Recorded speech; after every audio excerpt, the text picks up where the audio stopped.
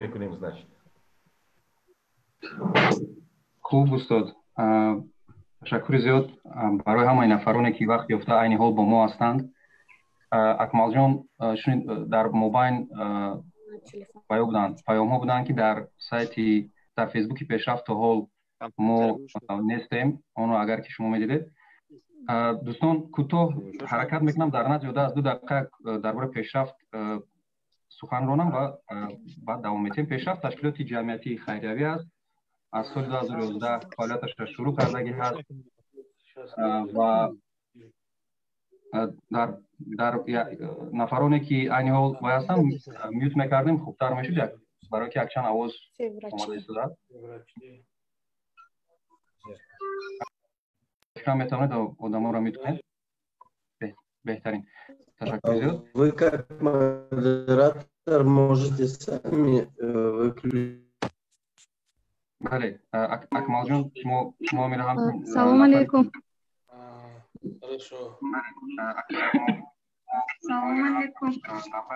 علیکم سلام. خب دیگر نقشه صحبت امروز همان دوستان چنین است که تو یک ما حسابات پیشنهاد میکنیم، بعدا ما سوال جواب میکنیم با دکتران، با نفرانی که امروز تشکر زیاد برایشون وقت یافته و ما و سوالهای شما و سوالهای نفرانی که در اینجا هستن و سوالهایی که در فیسبوک میشود در سایت آسیا پلوس میشود با اونها حرکت میکنن جواب میدن.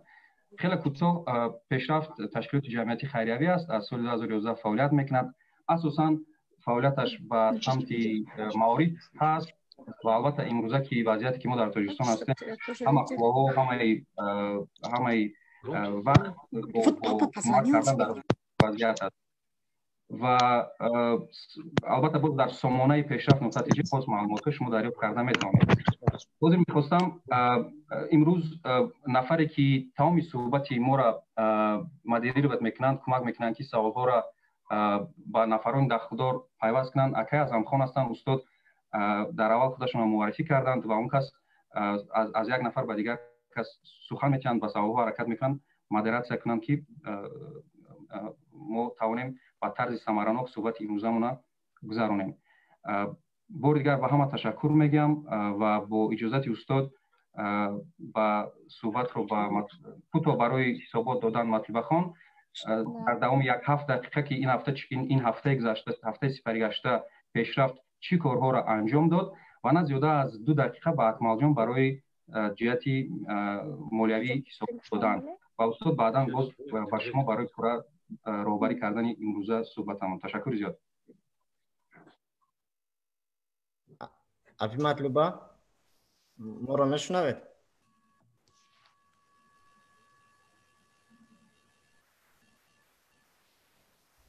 الو افی مطلوبه. الو آوازی من آمده است؟ بله. سلام علیکم به همه اشتراکچیان محترم. نام من مطلوبه صالحова، من راهبر تشکیلات جمعیتی پیشرفت میباشم. پیش از همه مینه‌داری خود را برای همه اشتراکچیان امروز کردنی هستم که در این روزهای برای همه مشکل ما یک جای کوشش کرده استیم که با هم خلق و هم دولت کمک خودمون را رسانیم. چطوری که اکای عبدالله گفتن من میخواستم کمتر اویدی اون فعالیت هایی که در دوام هفته دوام دادیم کمی نقل کنم. تقریبا 5-7 دقیقه میگیرد. خب فعالیت لایحه ما همدردیم با یک چند رویه تقسیم کرده شده است. پیش از همه این کمک به اویله های نیازمندان که زیاده که 14,000 نفر را در بر میگیرد و این هفته ما علاقه شروع کردیم با تقسیمات یعنی که خوراکواری و پروداکت هایی که برای تقسیمات جدا کرده شده است. درون این قوطی ما یعنی که 2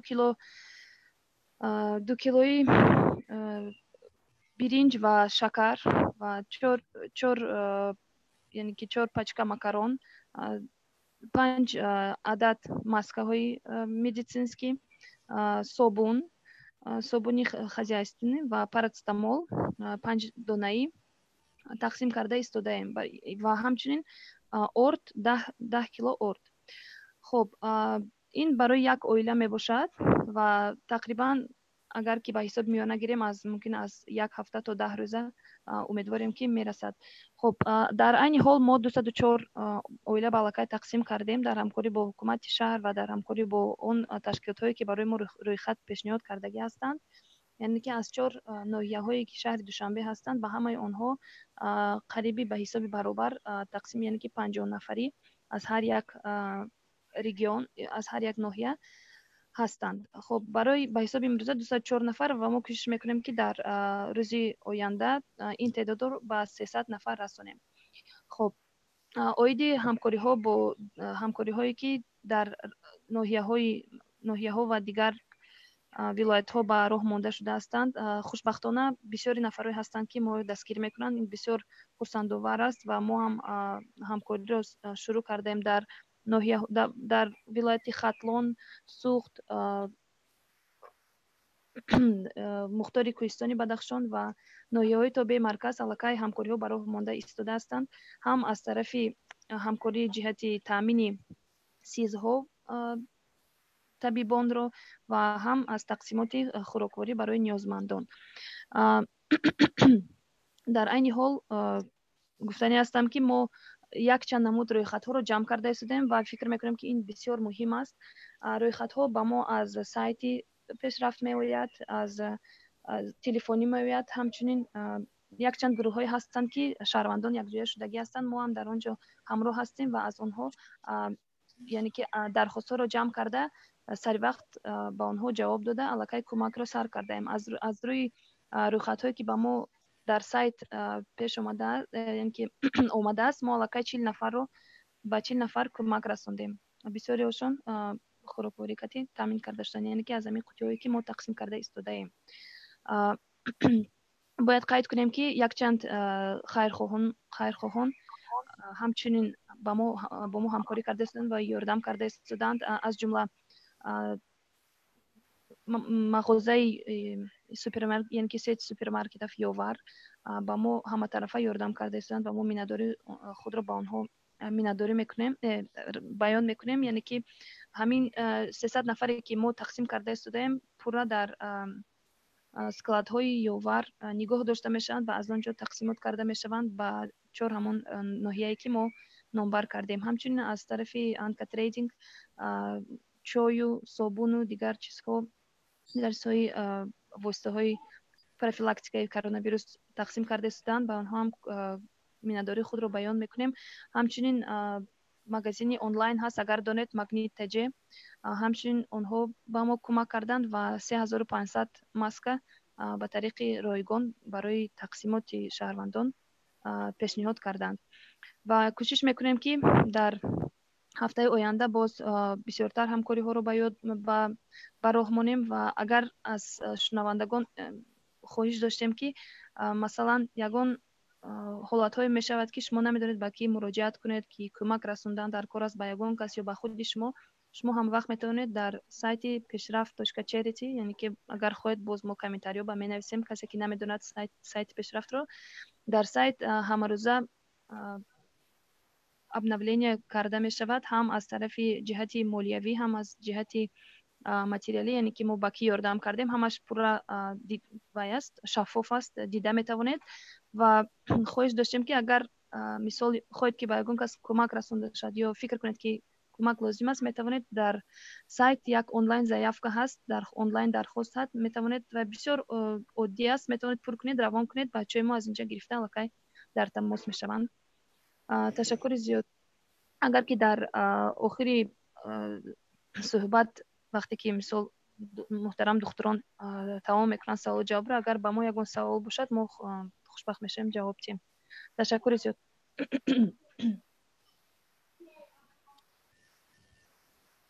ташаккури зиёд апай матлуба.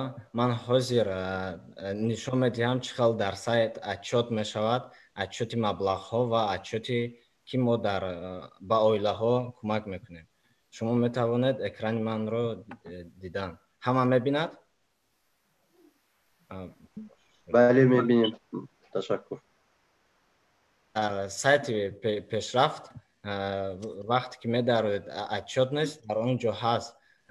отчётности ки мо гузаронда будем, ба аксие ки гузаронда будем.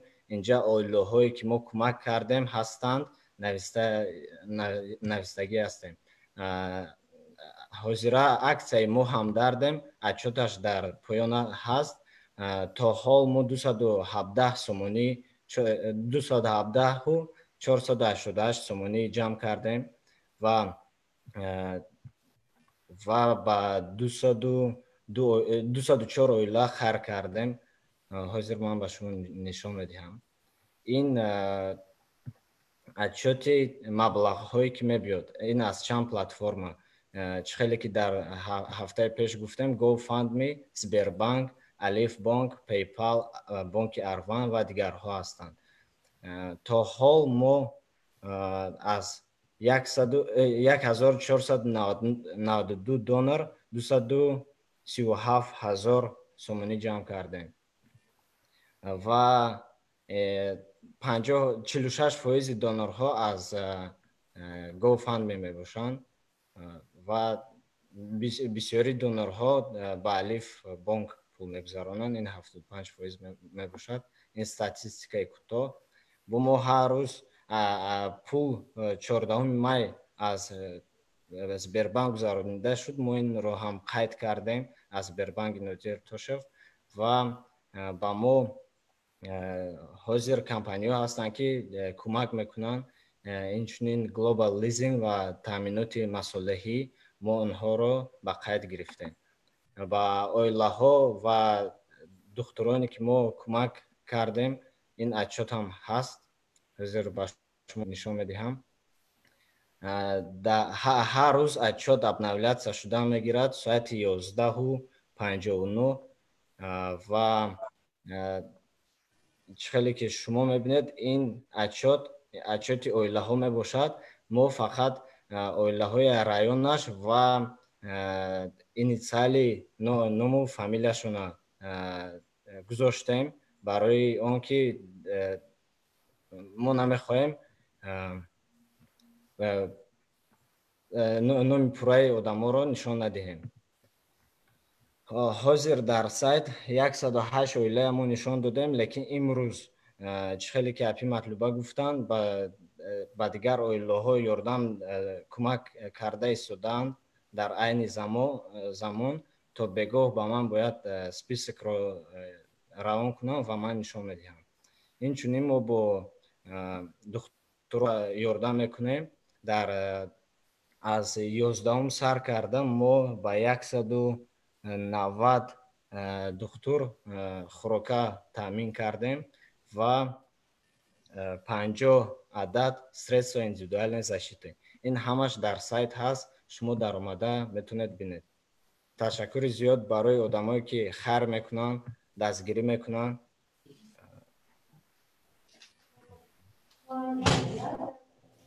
ташаккури зиёд Акмалҷон.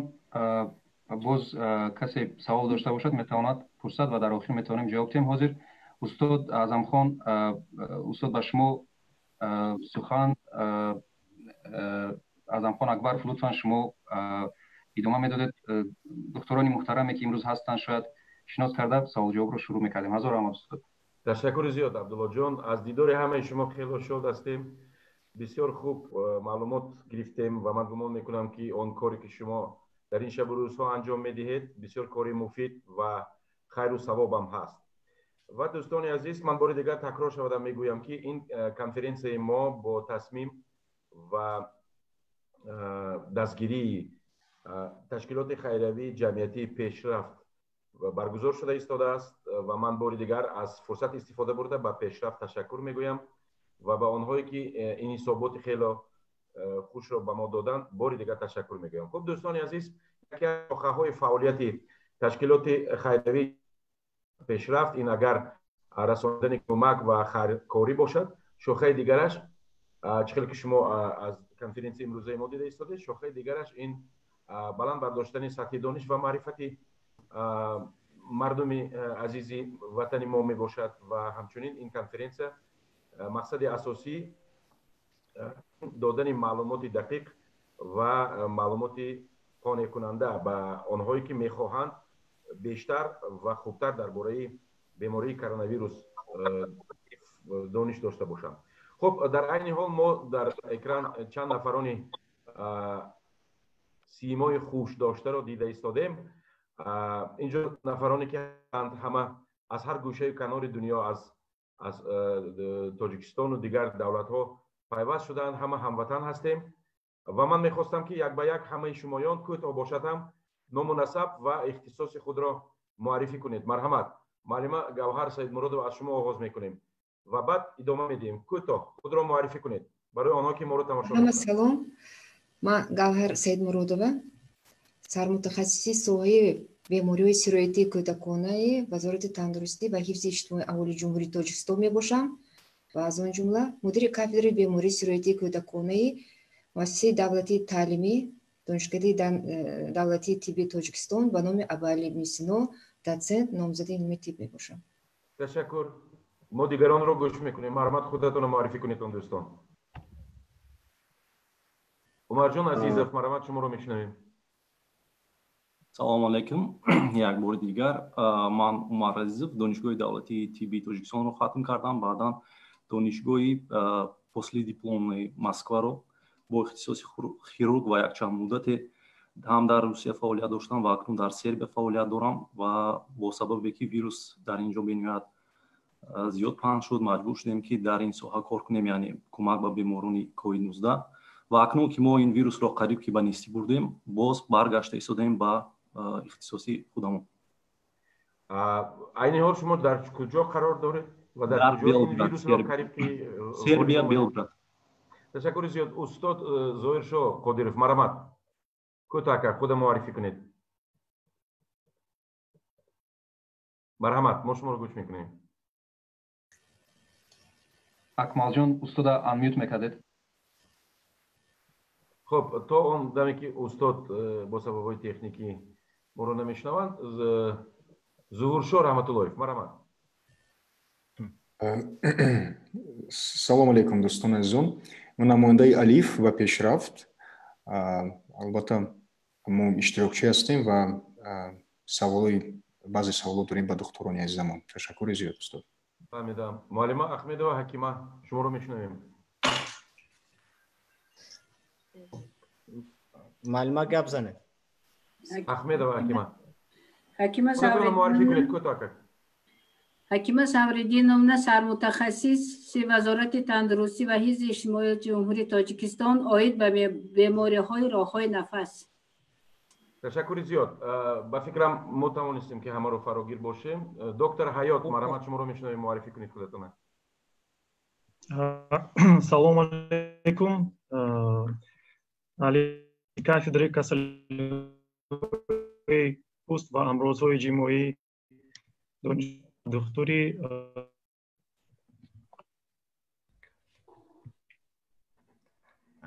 аки Ҳаёт, овозатон канда канда омада истодааст. хуб, мо идома медиҳем. дӯстони азиз, айни ҳол моро дар пахши мустақим аз саҳифаҳои фейсбукии Пешрафт ва Азия Плюс тамошобинони зиёд тамошо карда истоданд ва ман гумон мекунам ки имрӯз дар натиҷаи анмин конференсия шумо дӯстони азиз маълумотҳои кофӣ хоҳед гирифт. марҳамат, касе монд ки худро муаррифӣ накард? касе ки дар эфир аст монд ки? Можно? Меня зовут Катайон. Можно? Меня зовут Катайон, фамилия моя Фарамузова, я специалист по общественному здравоохранению. Почему я присоединилась к этой конференции? Сказали, что здесь будут доктора, и я хотела бы узнать, какую тактику поведения мы должны говорить сегодня, потому что пораженных заболеванием, похожим на коронавирус, становится много. И как должны себя вести люди? Вот, собственно говоря, я хотела у врачей вот это узнать. Поэтому спасибо, мы обязательно сформулируем еще раз, зададим ваш вопрос. Огромное спасибо. Марҳамат, Қамариддин Ҳисомов, мо шуморо гӯш мекунем, муаррифӣ кунед худатона.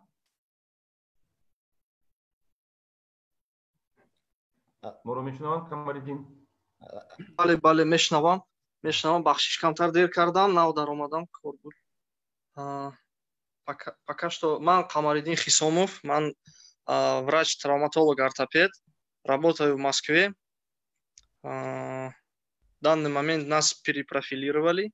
Сейчас я в санатории нахожусь. Что еще вам рассказать? фаҳмо ташаккури зиёд. Муҳимаш он ки мо шуморо шиносем. Муаррифии шумо дар кор буд. Хуб, ба фикрам дигаронро бо ҳангоми ба эфир баромаданашон боз шинос мешавем, муаррифӣ мекунем. Ман Аъзамхон Акбаров ҳастам, роҳбари телевизиони Азия, ихтисосам продюсер, баранда ва модератори имрӯзаи суҳбати мо. Хуб дӯстони азиз, модоме ки мо гуфтем ки имрӯз мо бо иштироки духтурон, табибон як суҳбате омода месозем барои додани маълумоти дақиқ ва ҳушдор додан ё ки бохабар кардани мардуми азизи Тоҷикистон аз проблемаи коронавирус. биёед ин хел мекунем дӯстони азиз, 1 соат суҳбат мекунем, ба саволҳои модератор ҷавоб медиҳем ва баъди суҳбат боз ним соат ё ки 40 дақиқаи дигар агар имкон пайдо кунем ба саволҳои онҳое ҷавоб медиҳем ки дар эфири мустақим моро тамошо мекунанд ва мо кӯшиш мекунем ки ин саволҳоро ба шумо мутахассисон диҳем ва ҷавобро шунавем. инак дӯстони азиз, ба ҳама маълум аст, аллакай аксарияти мардуми, аксарият не қариб ки ҳама дар Тоҷикистон аллакай медонанд ки коронавирус дар Тоҷикистон ҳаст ва мо ҳаморӯза иттилооти тоза гирифта истодаем, чанд нафар бемор, чанд нафар фавтида истоданд. бинобар ҳамин мо мехостем ки барои мардум маълумоти дақиқ ва аниқро пешкаш намоем. ман мехостам суоли аввалинро барои ҳамаи шумо мутахассисони азиз матраҳ созам. сараввал аз осонаш сар мекунем. бигӯед ки нишонаҳои асосии сироятёбӣ бо коронавирус кадомҳоянд? биёед дар бораи нишонаҳо, яъне ки симптоматика мегӯянд, дар бораи ҳамин суҳбат кунем. нишонаҳои асосии сироятёбӣ, биёед онҳоро номбар мекунем. марҳамат марима Гавҳар Саидмуродова. нишонаҳои асосии сирояти коронавируси нави COVID-19 аз инҳо иборатанд.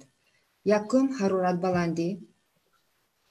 як бора мефаҳмонам ки калимаи ҳароратбаландӣ чист. агар ки ҳарорати бадани одам дар вақти чен кардан бо термометр 37.5 ва боло аз он шавад, ин ҳароратбаландӣ. вақте ки одам дар вақти ламс задан гарм мебошад, ин ҳам ҳароратбаландӣ мебошад.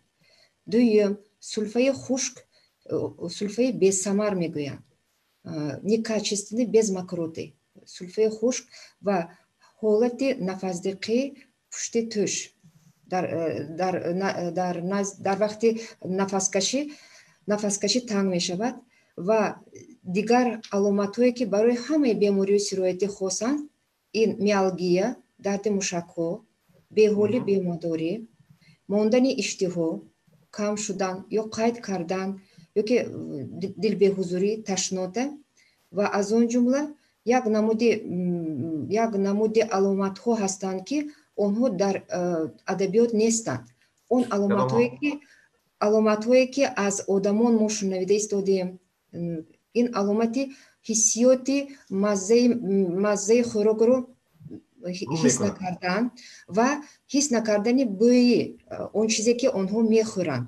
ин ҳам боз як чиз ки 5-7% беморон ки аз сар ин бемориро гузаронданд бо аломати фазлаи обдор, онро диарея мегӯянд. бо он аломатҳо ки ин ҳам монанд ба бемориҳои медаву рӯда мебошад. барои ҳамин ҳам агар ки тамосияти ин бемориро агар фаҳмем, агар роҳҳои гузариш, якум роҳи гузариш ин ҳавоги қатрагӣ, хоки қатрагӣ ва тамоси маишӣ ва бо хӯрока мебошад. аз ин сабаб ҳам бемории медаву рӯда ҳисоб мешавад, ҳам ба бемориҳои зуком монанд мебошад. як бора ба саволи ки якум дода шудаанд, ман ҷавоб дода метавонам ки организация здравоохранения гуфтанд ку как савол додан то саршавӣ. ба онҳо гуфтан мехоҳам ки забони русӣ киде гап занам. Я хочу объяснить те клинические признаки, которые характерны для всех заболеваний, поражающих верхних дыхательных путей. Да, данный сезон характерен для таких больных. Это все ОРВИ. Но мы знаем, одна из форм ОРВИ, как называется гриппом, он тяжелее протекает. Поэтому мы всегда, инфекционисты, проводим дифференциальную диагностику. между гриппом и между новой коронавирусной инфекцией. Основная характеристика гриппа – это симптомы интоксикации, высокая температура. А при коронавирусной инфекции не очень характерна температура. Она повышается, но субфебрильной цифрой. И второе – острое начало. Коронавирусная инфекция, она немножко замедлена.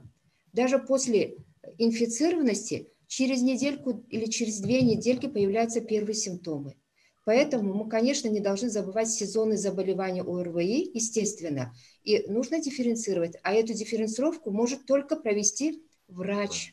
Поэтому, когда вы видите, населению мы так и говорим, когда выступаем по радио, по телевидению, когда вы отметились у себя первые симптомы, обязательно не ходить в стационар или в амбулаторию, вызывать на дом врача. Врач определит, что у больного, а потом он будет уже по тактике, куда везти больного или же оставить дома, это его задача. تشکر زیاد معلم عزیز. اینجا استاد احمدова کیما میخوان که اضافه کنند. مرحمت. گفته‌های معلم اضافه کردنی هستم که علامت‌های کلینیکی وابسته از حالت بیمار در هر یک بیمار یک خیلی علامت‌های کلینیکی پیدا نمی‌شود. برای همین این یک چند نمود کلینیکی دارد، یک چند نمودهای علامت‌های کلینیکی دارد که به هر یک این ما باید حتما دقت دهیم. نه همه وقت نفس تنگی پیدا می‌شود، نه همه وقت درد قفس سینه پیدا می‌شود. در حالت این بیماری در حالت هم سبک، هم میانه وزمین و وزمین می‌گذرد. در حالتی که در یکی از همین علامت‌های بیماری چنانی که حرکت در بالا گفتند و حرکت در تمام جهان یک چند مراتب این علامت‌ها گفته شدگی بود، در وقتی پیدا شدن یکی از این علامت‌ها حتما ما باید دقت دهیم و طبیبان مراجعت کنیم و حالت خود را طبیب عائلوی علاقه به خود می‌دهد و آینده همین حالت رو معلوم کرده تعیینات رو اجرا می‌کند. برای همین گفتنی هستم که همین در همین زمانه‌ها که امروز همین بیماری کووید 19 هست، ما هم باید با دقت باشیم و در گرد و اطراف خود که در یگان خویش و تبار یا که اهل عائله یگان نمود یگان علامت این بیمار پیدا شود، ما بی‌پروا باید نباشیم که تا انتظار نشویم که دیگر علامت ها پیدا شود. رحمت. تشکر زیاد. تا اونجایی که ما فهمیدیم بسته علامت ها موجود است که آنها نشانه ها آنها درباره سرایت‌یابی با کرونا ویروس شهادت میدهند. خب ما گفته میتوانیم که چقدر که معلومه باز اضافه کردن، بعضی علامت ها در بعضی آدم ها دیده میشوند، در بعضی آدم ها دیده نمیشوند. لیکن آیا هستند علامت هایی که حتما در همه انسان ها پیدا میشوند و بودن این علامت ها خودش برای ما خبررسان است که ما باید که علاقه زنگوله زنیم. حتمی بودن نشانه های کرونا ویروس کدام 3 یا 4 نشانه حتمی موجود است که ما میتونیم بگوییم که این حتما کرونا ویروس می باشد؟ مرحمت. معلومه مرحمت. و هر یک بیمار خصوصیت خود را دارد. پیدا شدن یک علامت این گفته آن را ندارد که در بیمار همین بیماری هست. در یک بیمار وابسته از روزها نظاره های ما نشان میدهد که در بیمار 80 در 90% بیماران اول پیداشوی حرارت می شود. در دیگر 10-15% این فیصد وابسته از انسان، وابسته از حالت انسان پیداشوی دیگر علامت ها می شود. مثلا ما دیدم که یکم سیمتومی که در این بیمارا پیدا شدن دردمندی تمام استخوان بدن یا که خیلی که میگن لاموت و سمتیلی، این یک علامت. لیکن در فیصدهای بسیاری یکی علامت های اساسی که میگن این بلندشوی حرارت میباشد. وابسته از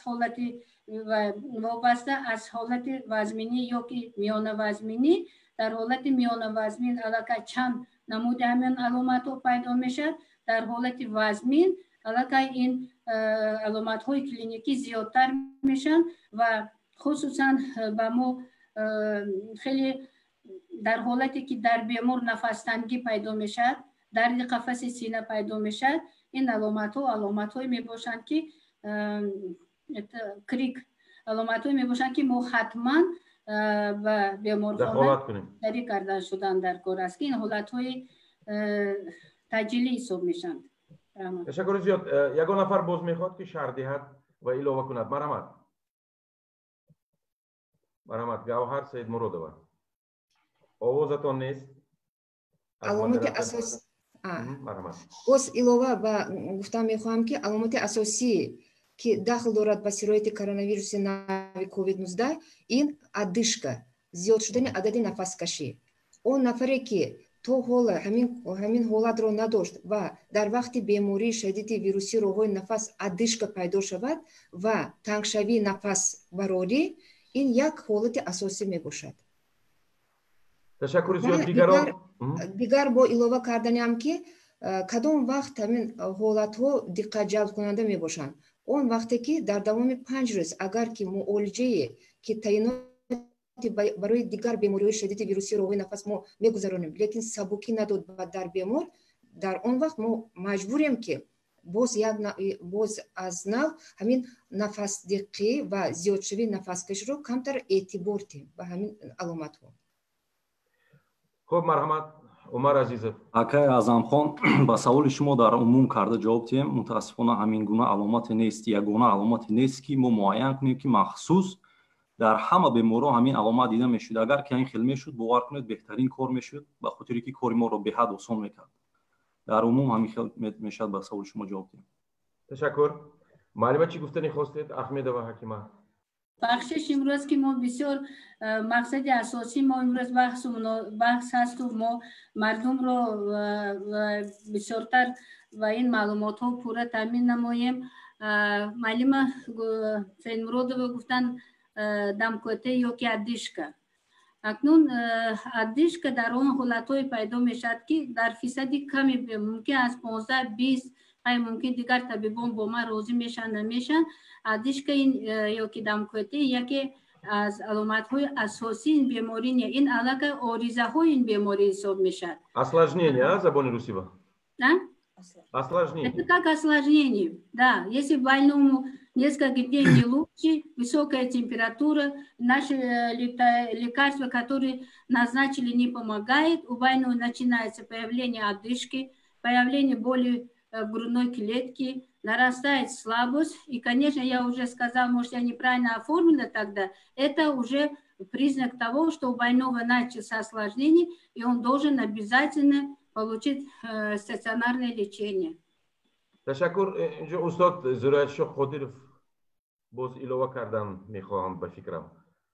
میشنوید منو؟ میشنویم.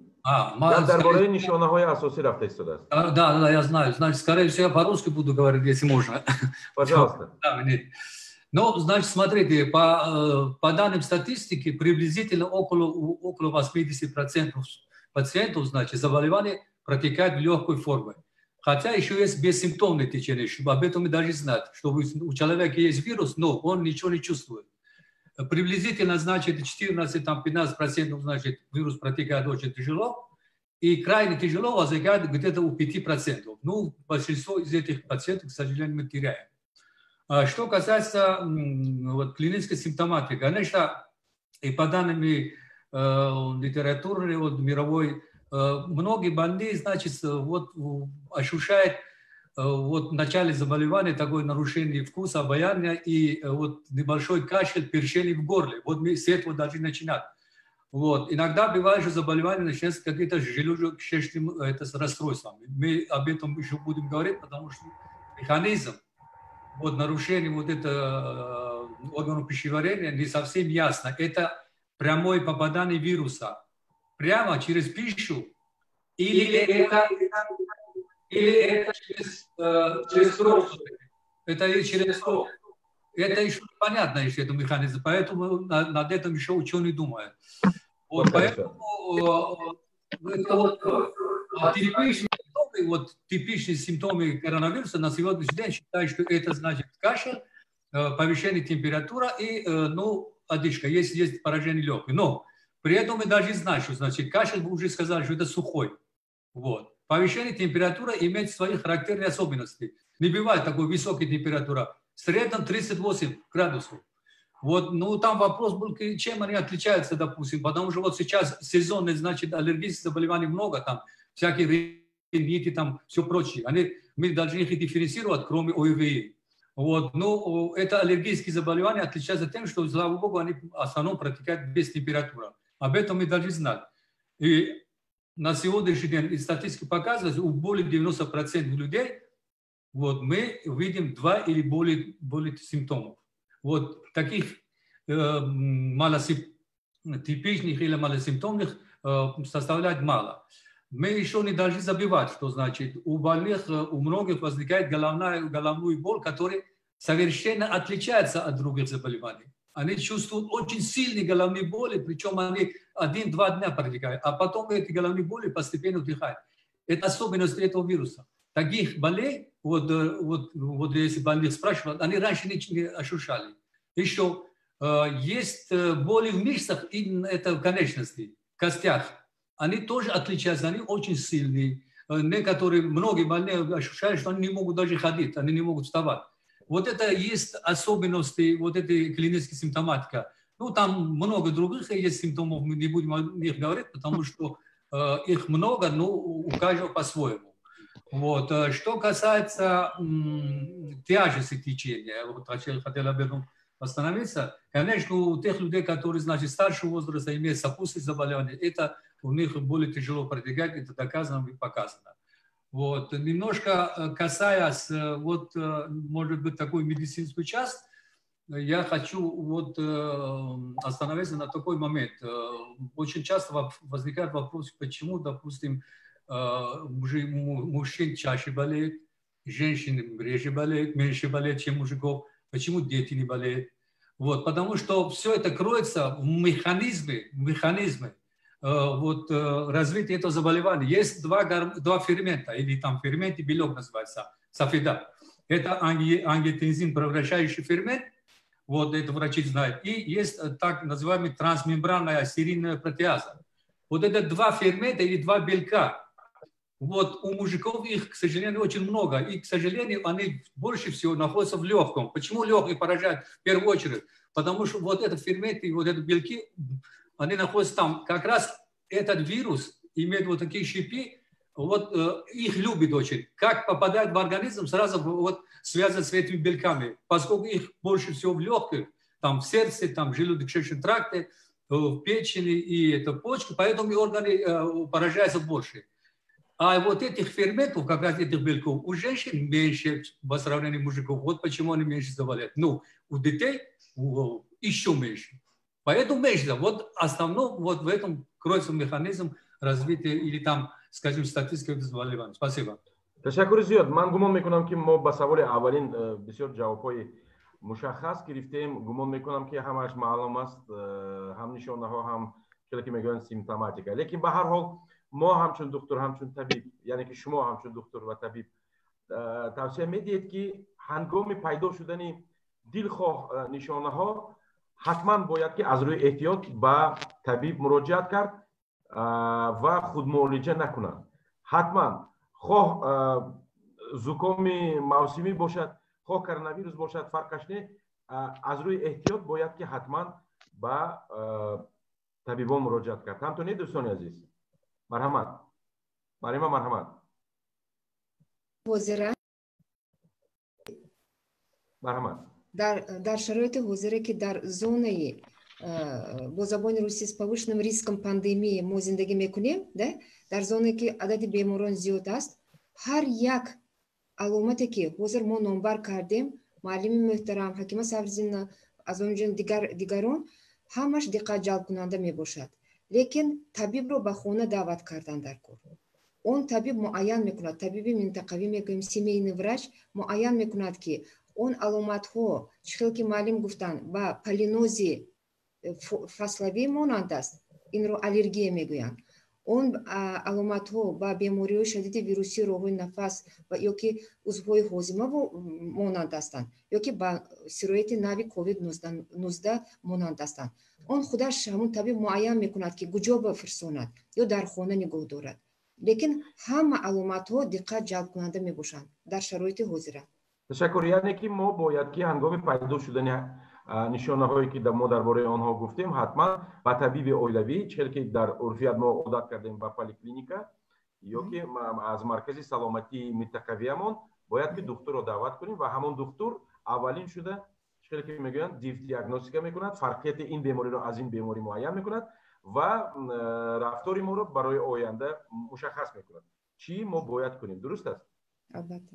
ташаккури зиёд. мо идома медиҳем дӯстони азиз. ман хотиррасон мекунам ки мо ба марҳамат умарҷон азиз. акай азамхон шумо каме нодурусттар фаҳмидем барои диагностика чӣ хеле ки гуфтем ба ОРВ монанд аст, ба грипп, ба дигар касола монанд аст. мақсади духтур дар аввал дар диагностика нест. мақсад тяжест, яъне вазнинии бемор дар кадом ҳолат аст. мо бояд чикор кунем? ина ба хулоса меояд ки ман ина барам ба беморхона ё ин ки ягон дору дар ҳаминҷа нависам. тамом. лекин ба фикри шахсии ман шарт нест барои як дарди гулӯ дар ҳамин ҳолате ки айни замон ҳаст дар тоҷикистон духтур намерасад мутаассифона, чӣ хеле ки шумо медонед. ва дар маҳаллаҳо агар гӯем, дар маҳаллаҳои духтуроне ки маҳаллӣ кор мекунанд, мутаассифона ҳатто ҳама ин духтуроне ки дар инҷа ҳастанд медонанд ки ҳамон либосҳои махсуси муҳофизатиро як ҳафта мепӯшанд. ба ҳамин хотир ман дар ҷои дигар шахсоне ки сабук гузаронида истоданд риск намекардам ки духтурро яъне ки дар ҳоле ки нав гулудард сар мешавад фарёд кунам, ба хотире ки табобат дар аввал мисли ҳама гуна бемориҳои роҳи нафаси вирусӣ мегузарад. барои ин мешавад ба телефон яъне ки занг зада маслиҳат гирифт ва баъд ба ягон хулоса омад. ташаккур ки маро ислоҳ кардед. мо бисёр хурсанд ҳастем. марҳамат. гӯш мекунем алима. ман нагуфтам ки именно табиб биёяд. албатта телефони доверия есть. По этим телефонам доверия люди звонят, и на том конце телефона сидят именно врачи, и они определятся. Но аломатҳое ки ҳозир мо дар шароити ҳозире ки адади табибон намерасанд, гуфтаи он кас ҳам дуруст аст. лекин донистани диққат ҷалбкунанда ин аломатҳои асосӣ мебошад ки агар халқ як чизи нодурустро ба худ муайян кардааст, як бора ҳарораташ баланд шавад, гулӯяш дард кунад, сараш дард кунад, аз дору сар мекунад худ муолиҷавӣ. ин ҳам нодуруст мебошад. бисёр табибон ки дар беморхона ҳозир кор карда истоданд, ман дидам мо ҳакима Сабриддинова ки будем телемост гузарондем бо ҳамаи шӯъбаҳои ҷумҳурии Тоҷикистон, гуфтанд ки асосан ки бемориро вазбе мегузаронад. ин он нафароне ки дер омаданд ва худ муолиҷа карданд.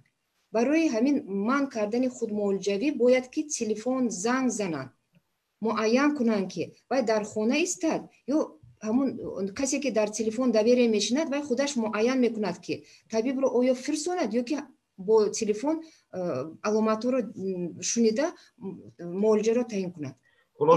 табиб мебошад. хулоса бемаслиҳати духтур ягон бемаслиҳати духтур ҳеҷ кор накунанд.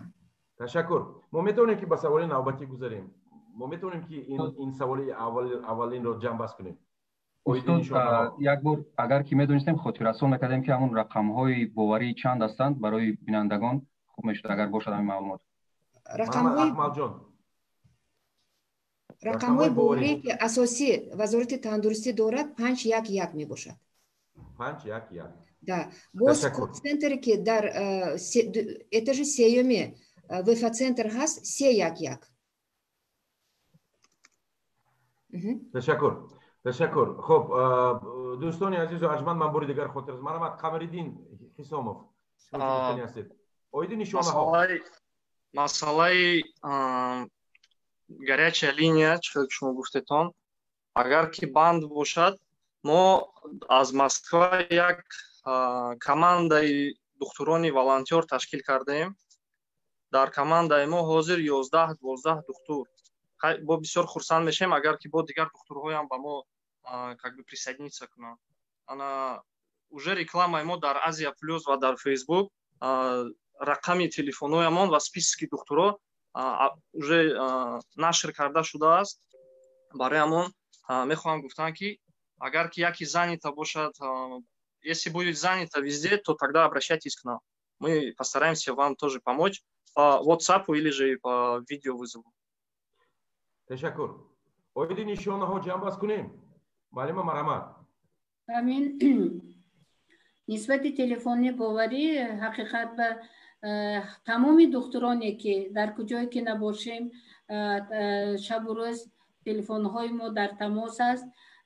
Агар телефони боварӣ агар ҷавоби қаноатбахш нагиранд, мо мардуми Тоҷикистон метавонанд ба рақамҳои мо ки дар сайти вазорати тандурустӣ аст муроҷиат карда метавонанд ва консультатсия бо дар тамосӣ дода метавонем. Ин дар шароити имрӯзаи Тоҷикистон ҳаст ва ин кор рафта истодааст. Ба ғайр аз телемосту видеоконференсия ҳамаи духтурон дар тамос мебошанд ва ёрдами худро ба халқи худашон расонда истоданд. Раҳмат. Ташаккур. бори дигар хотиррасон мекунем. моро мустақиман аз саҳифаҳои фейсбуки Азия Плюс ва Пешрафт тамошо карда истоданд ва саволҳо бисёранд. мо қарор кардем дар оғози барнома ки аввал суҳбат мекунем ва пас аз он ба саволҳои тамошобинон ҷавоб медем. хуб дӯстони азиз, духтурони муҳтарам, табибони қадрдони мо, инҷо якчанд маротиба дар бораи вазнин ё сабук гузарондани бемории шумо гуфтед. ман бисёр мехостам ки бисёр мушаххас ва ихчам мо фаҳмонем ки анин вазмин ё сабук паси сар кардани анин беморӣ мушаххасан аз чиҳо вобаста аст, аз кадом факторҳо вобаста аст. масалан устод гуфтанд ки ҳастанд нафароне ки бештари нафароне ки анин чизро сабук паси сар мекунанд ва ё ҳатто бенишонаҳо мегузаронанд. ҳастанд нафароне ки вазнин мегузаронанд. анин сабук ё вазнин гузарондани беморӣ аз кадом факторҳо 1, 2, 3, 4, 5 вобаста аст. бисёр мушаххас ва ихчам. марҳамат. марҳамат маълима. маълимаҳо марҳамат. аввал Гавҳар Саидмуродова.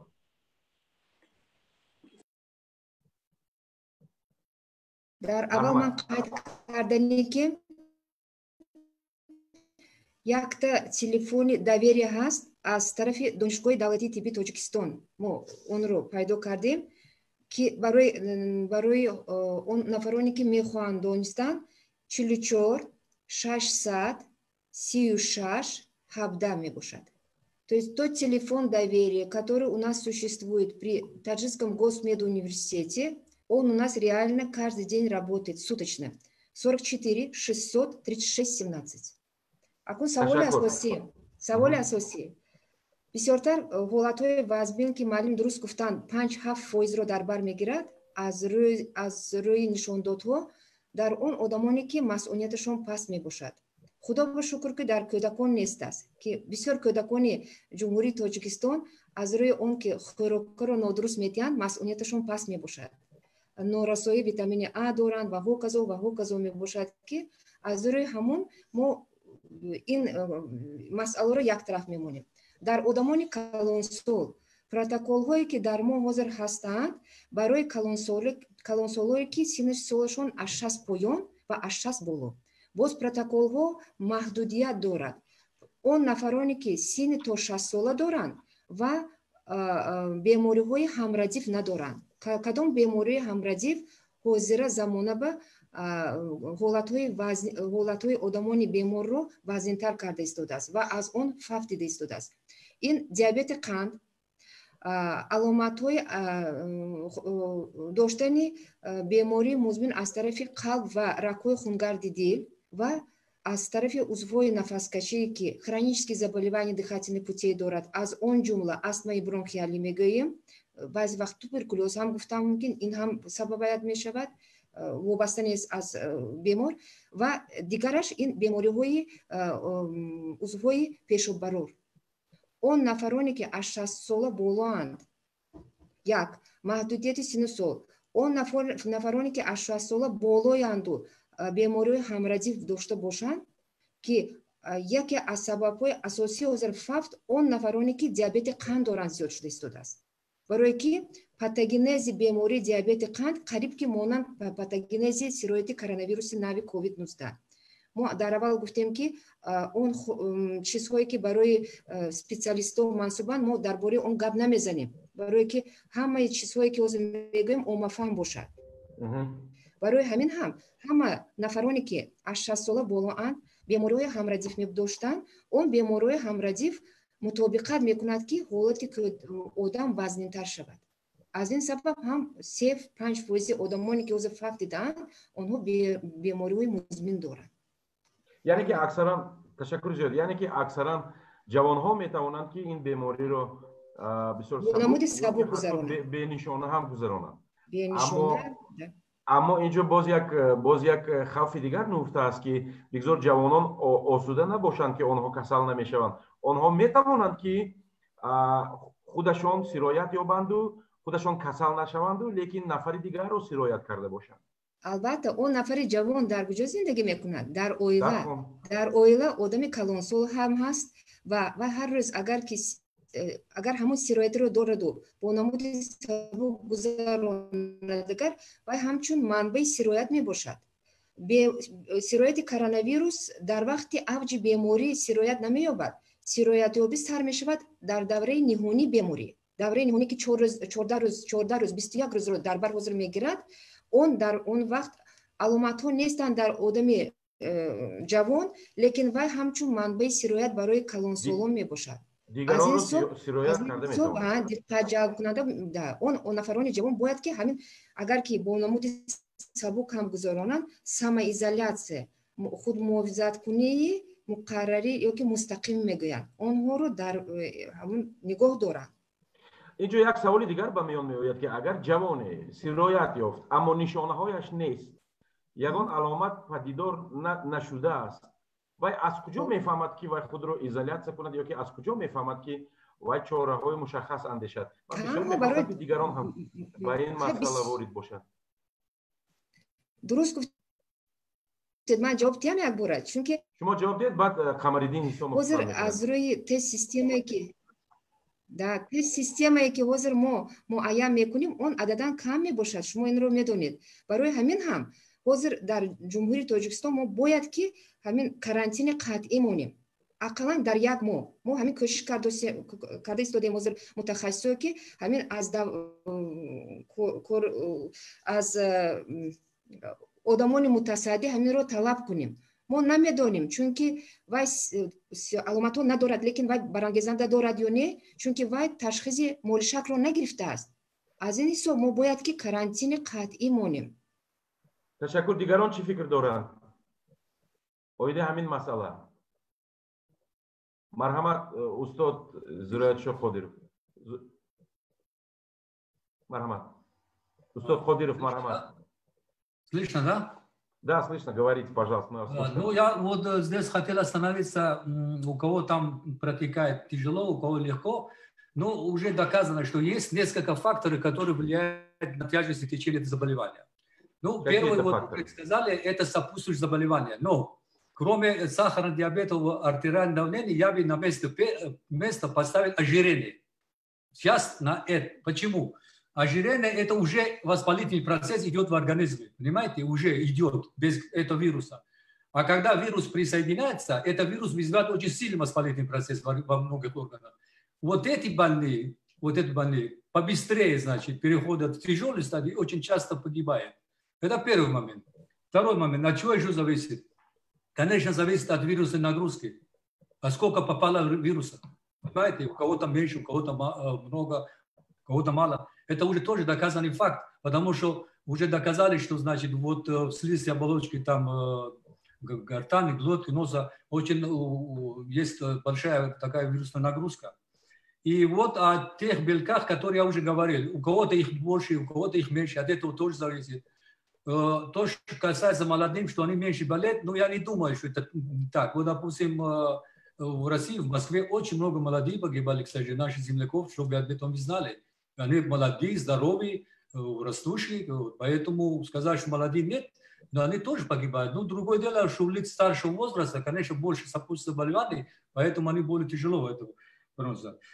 Ну, еще есть одна вот такая проблема, которую мы должны знать. Мы можем установить у человека, там, вот предыдущий вопрос, установить этот диагноз.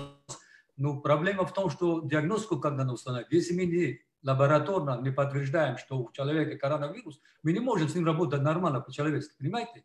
Потому что есть другая ситуация. У человека есть вирус, у него, допустим, дыхательный массаж развивается в течение сутки и может погибнуть. Поэтому эта проблема тоже есть.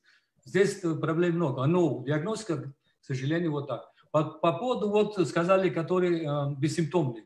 Единственный вариант, они должны сдавать анализы и выяснить, что у них есть вирус или нет.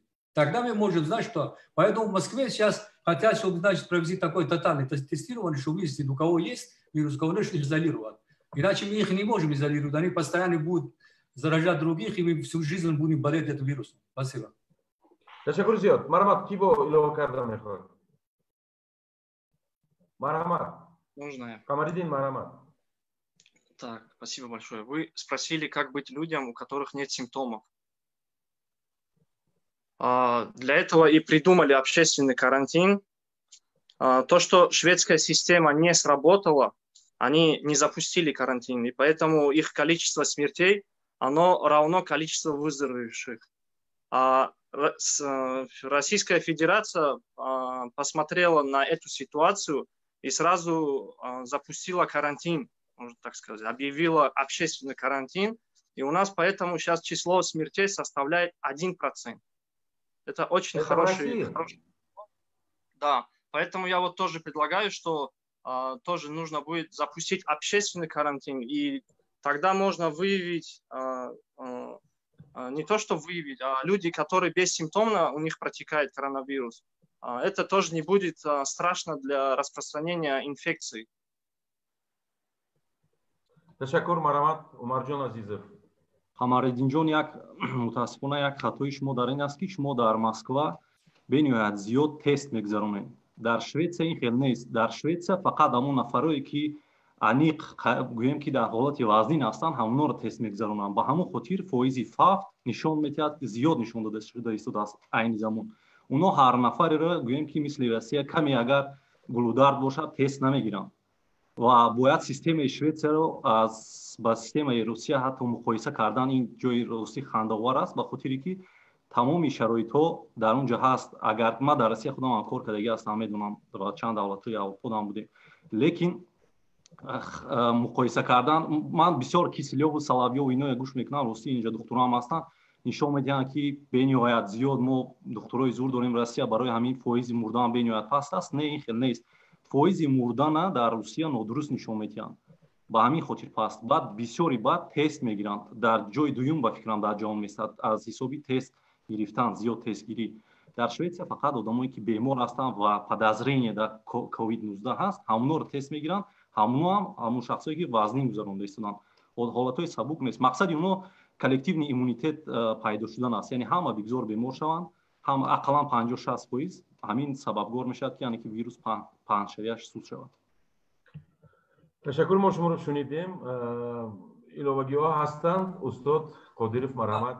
Я просто хотел добавить по поводу статистики смертности. Конечно, в каждой стране есть своя статистика. Но на сегодня мы знаем четко одну вещь, что в мире, значит, страдает коронавирусом.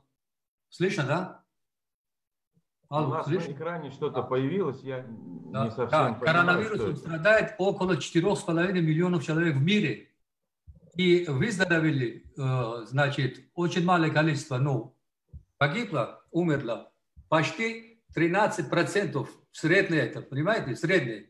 Но у каждой страны есть своя статистика, поэтому то, что в России сейчас там такая небольшая смертность, а вы еще смотрите на статистику выздоровления, около 20%.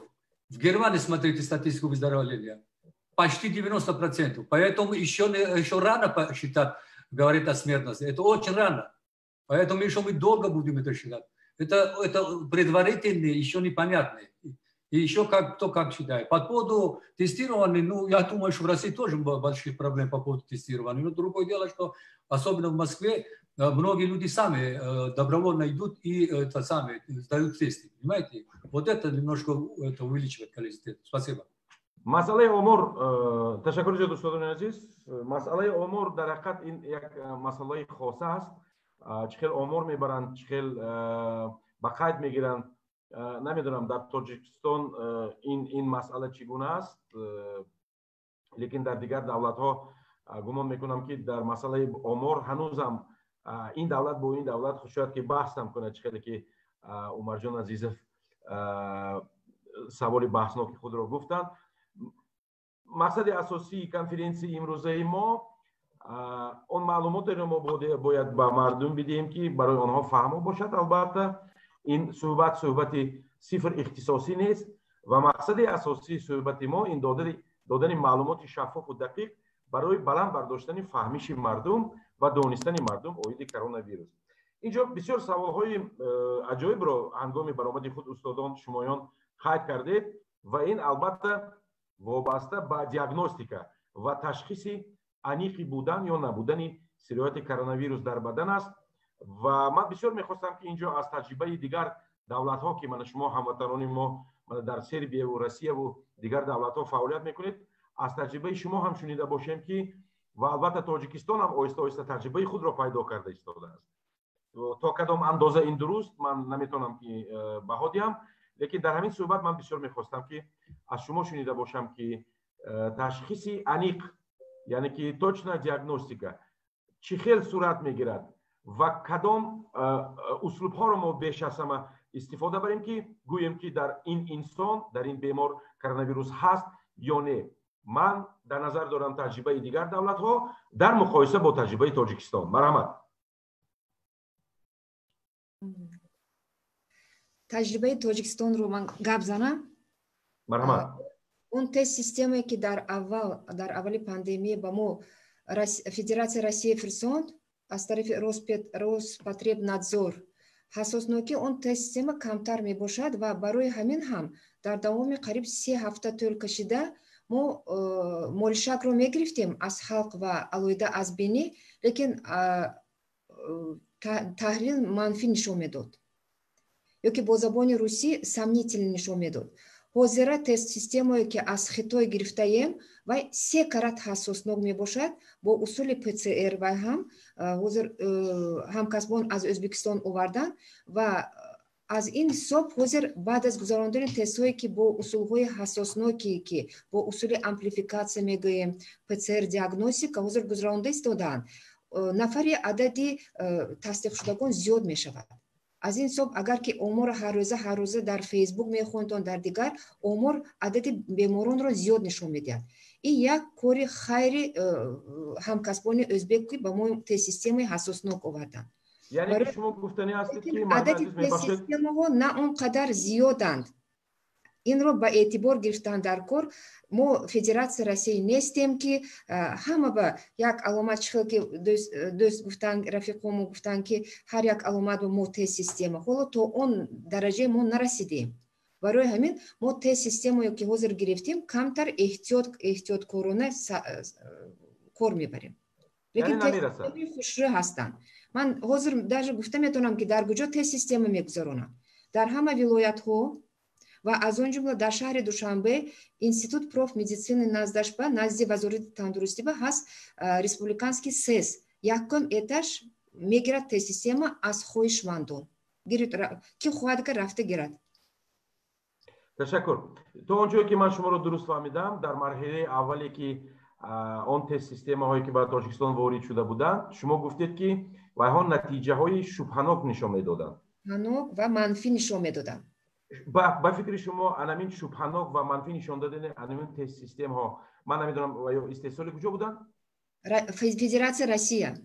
хуб, шумо гуфта метавонед ки ана ҳамин шояд ки сабаб шуд ки мо ба онҳо сахт бовар кардему шояд ки дер ба мубориза пардохтем, дер эълон кардем. албатта вақте ки ҳамкасбон аз Ӯзбекистон омадан ман бо онҳо ҳозир кор карда истодаам, онҳо ҳам ҳамин гапро гуфтанд.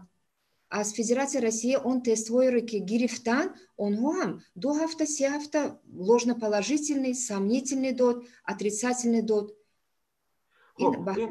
дар масъалаи тест системаҳо, аммо чӣ хеле ки ман медонам, то он ҷое ки ман огаҳ ҳастам, ба ғайр аз экспресс тестирование, яъне ки ба ғайр аз истифодаи тест системаҳо, боз ПЦР диагностика аст, яъне ки ПЦР ташхис.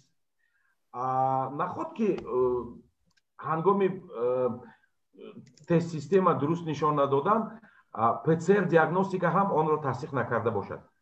Не, мо танҳо ПЦР мегирифтем аз рӯзи аввали беморӣ. ҳаро ҳамун ПЦРҳо ҳам шубҳанок буданд. аз хусусиятҳои экспресс тест мебошад. Бо забони высокочувствительный метод диагностики, это ПЦР-диагностика, она считается экспресс-тестом. За 2-4 часа определяет ответ. И вам дает диагноз. Мархамат, дигарон даст. Можно, да? Да, пожалуйста. Да, значит, смотрите, какая ситуация. Ну, в Китае, конечно, сейчас накопился очень большой опыт. У них вначале тоже были проблемы с тест-системой, к сожалению, там, потому что погрешность на сегодняшний день составляет где-то 10-30%. В Российской Федерации тоже, когда вот появилась вот эта эпидемия, ведь начали все лаборатории, все заводы выпускать свои тест-системы, соответственно, некоторые из них были усовершенствованы. И, соответственно, вот такая ситуация возникла. Сейчас, конечно, стали более-менее на это обращать внимание и стало лучше. Вот. Ну, и другая история. Вы правильно заметили, что, допустим, есть страны, которые не имеют возможности тестировать много. Вот и Таджикистан, там другие страны, не только Таджикистан. Поэтому здесь есть два момента, которые должны учитывать организаторы здравоохранения и чиновники государственных. Первый момент, конечно, надо уповать на клинической картине, на врачей, чтобы поставить диагноз. Второй – на самосознание людей, на изоляцию. Понимаете, на карантин. У нас очень много своих еще традиций, которые вы сами прекрасно знаете, и они губят. Я вот знаю, что у человека папа умер, он от коронавируса, ему делали это, сын сделал дыхание в рот, понимаете, не врач. Понимаете, вот до такой степени дошли. Мало того, что мы там обнимаем своих умерших, и там на похоронах все собираемся, на свадьбах. Вот такие вещи происходят. Вот на этих вещах нужно обращать внимание, что уменьшить все это, иначе это, понимаете, будет бесконечно. Спасибо. охир надорад. Ташаккур. Марамат, Гавхар Сейдмуродов, шумо чӣ гуфтанӣ будед? Баъд Ахмедова Ҳакима, муаллима азиз. Марҳамат. Учитывая, конечно, я извиняюсь, учитывая, конечно, наши традиции, но вы же задали точный вопрос о тест-системах, а те традиции, это, конечно, самоизоляция.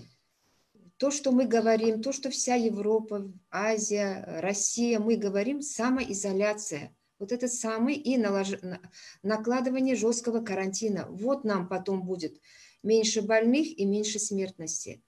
А насчет тестов я ответила, вот как я уже знаю, с этим делом я имею дело. Я вот несколько дней уже с профессионалами, узбеками работаю. С 8 числа я была на брифинге. С 9 были тоже на брифинге со всеми специалистами узкого профиля. Мы с ним работаем, мы с ним, они молодцы. Опыт, который у них есть, они нам передают. Но все складывается плюс наши национальные традиции. Как Малим говорит, да, и чтобы вот учитывая всю национальную менталитет, наш таджикский, узбекский, азиатский, мы должны, конечно, самоизолироваться и, конечно, придерживаться жесткого карантина. Пока этого не будет, у нас число больных будет расти. Мы вот такой вывод делаем. И вывод на будущее не очень хороший. Если мы будем вот так ходить по городу без масок, посещать, да, рестораны и так далее. Все должно быть закрытым. Маълима азиз, аз гуфтаҳои шумо ман чунин хулоса мебарорам ки модоме ки шумо гуфта истодед ки аз Ӯзбекистон мутахассисон омада бо табибони мо машғулиятҳо гузаронида истоданд, аз ин гуфтаҳои шумо бармеояд ки табибони Ӯзбекистон дар мубориса бо коронавирус муваффақтар ҳастанд. Албатта. ба фикри шумо барои чӣ? Ба фикри шумо кӯтаҳ барои чӣ? барои чӣ? Мо ҳамсояҳои наздик ҳастем, лекин барои чӣ ин хел ҳолат ҳархела аст? Машғулият нагузаронда истодан. Бо забони русӣ ки оммафаҳм мебошад, ман фаҳмонам, они передают тот опыт, который они приобрели за полтора месяца своей работы с борьбой с коронавирусом. Первый опыт, они нам подсказали, если не будет строгого карантина, то число больных будет расти, число госпитализаций и число, конечно, умерших. Для того, чтобы карантин накладывать, надо, чтобы и силовики участвовали. Да. Вот все службы должны участвовать. И другое, то, что они нам помогли, это им спасибо, но они нас не обучают. Просто по их методу мы сейчас в Азорде Тандрусти, как Министерство здравоохранения, переняв их опыт, мы создали рабочую группу централизованной оказания медицинских услуг тем больным, которые под ИВЛом находятся.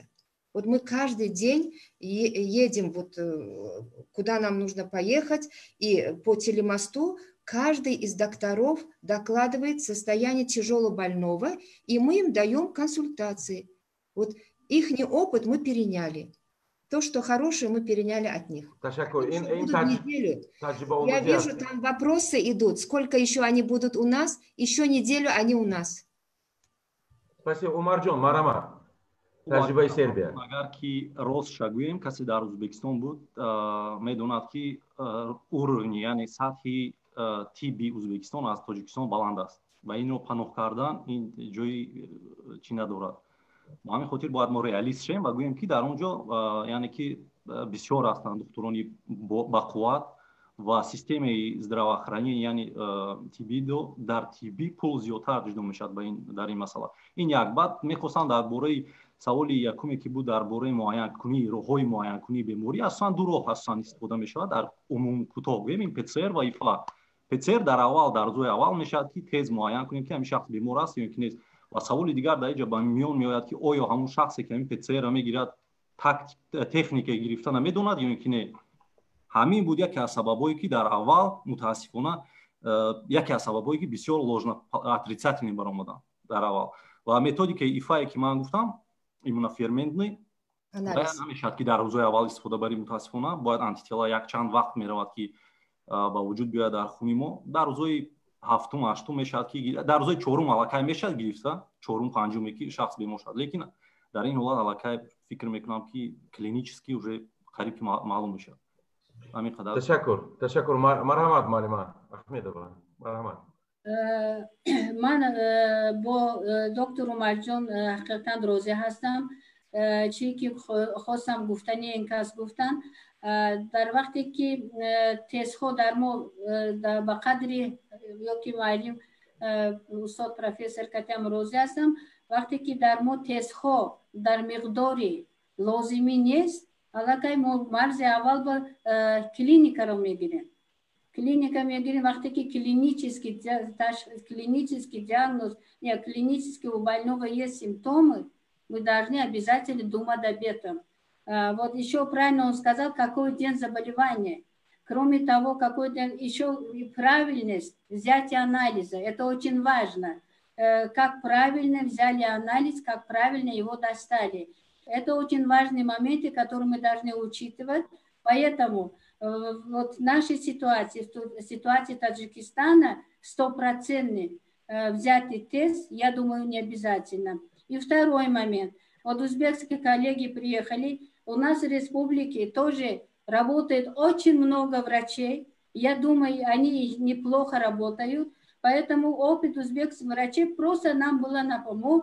Мы, ни один врач в Таджикистане не сидит. Они всегда занимаются, они общаются, они читают интернет, они берут материалы и занимаются. Но узбекские нам только подсказали, как они работали. У них совершенно было другое условие. Все вы знаете. Совершенно другое условие в связи с карантином. У нас немножко другое условие. Поэтому я все-таки, пользуясь случаем, хочу сказать всем нашим врачам, которые работают, огромное спасибо. Они работают. Они принимают все опыты многих врачей. И Китай, и Россия, и Израиль, и Америка, и Италия. Они читают, они выходят, они разговаривают. У всех, у каждого из нас. Поэтому я думаю, что опыт узбекский нам помогли, но я думаю, мы сами должны были, конечно, это Марима азиз, ташаккури зиёд. Вақте ки инҷо сухан дар бораи таҷрибаомӯзӣ аз духтурони Ӯзбекистон рафт, манзури ин мавзӯъ дар он нест ки мо духтурони худамонро қадр намекунем. ягон кас дар бораи ин сухан нагуфта истодааст. Мо албатта ба духтурони худамон бовар мекунем. Ин худаш бемории коронавирус ҳамин хел беморӣ аст ки ягон кас ба ин чиз тайёр набуд ва мо бешаку шубҳа боварӣ дорем ки табибони мо ҳам чӣ хеле ки мегӯянд в баю ҳангоми муҳориба омӯхта истодаанд ва роҳу услубҳоро албатта омӯхта истодаанд. инҷо гап дар бораи пас задани шаъну шараф ё ки дониши духтурони маҳаллӣ духтурони тоҷик намеравад. Мо онҳоро дӯст медорем ва бовар мекунем. Марҳамат, Камариддин Хисомов, марҳамат. Так, по поводу отрицательного теста я бы хотел добавить. Вот, например, получается, вы все правильно сделали. Вы забрали мазок, но при этом у вас получается отрицательный результат. Вот я бы хотел вам рассказать про одну из причин, почему тест оказывается отрицательным. Дело в том, что существует два пути проникновения нового типа коронавируса. Это через верхние дыхательные пути, где вирус остается в области орофарингеальной области и непосредственно попадает в легкие. Это второй путь. Когда инфекция сразу поступает в легкие, то там получается это матовое стекло. Симптомов еще нет, но инфекционный агент уже в легком. Он уже дает эффект. По сути дела, это и есть форма болезни. То есть, почему?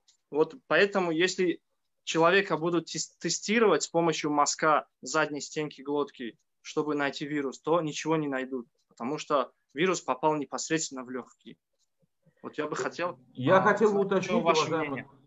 Да, Камариддин, я хотел бы уточнить, может быть, где-то мои знания не позволяют мне до конца это понимать, но как может вирус непосредственно, минуя носоглотку, минуя верхние дыхательные пути, сразу же попасть в легкие? Простите, если я задал неправильный вопрос. Нет, ваш вопрос правильный. Он может попасть, потому что если у вас мукозальный иммунитет в бронхиальных поверхностях слизистой оболочки, он хороший, то тогда легкий сразу может попасть. Ну, опять-таки через рот, через дыхание? Да, через дыхание, конечно.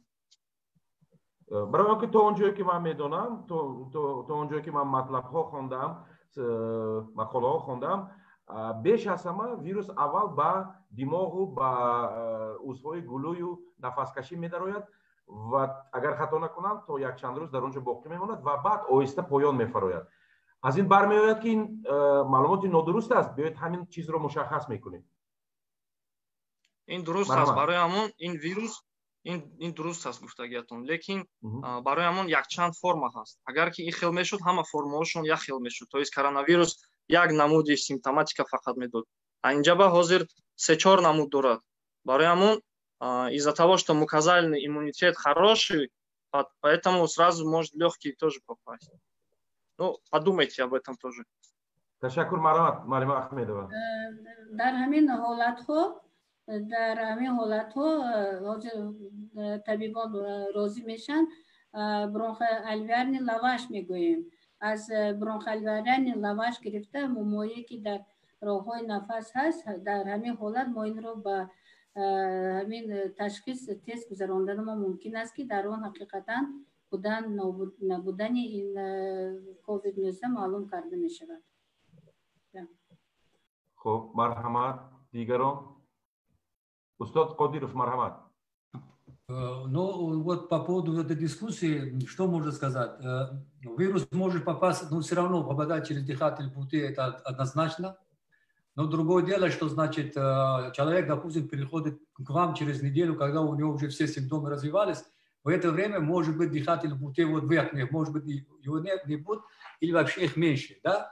Это первое. Второе, значит, мы должны знать, четко понимать, что попадание вируса в дыхательные пути в легкие, это не означает, что сразу он вызывает там изменения. Это доказано, что вирус в любом случае попадает сначала в кровь, через дыхательные пути, через пищеварительный тракт, попадает в кровь, потом через кровь он попадает к этим клеткам, и тогда начинает размножаться в этих клетках и начинает вызывать сильную такую воспалительную реакцию.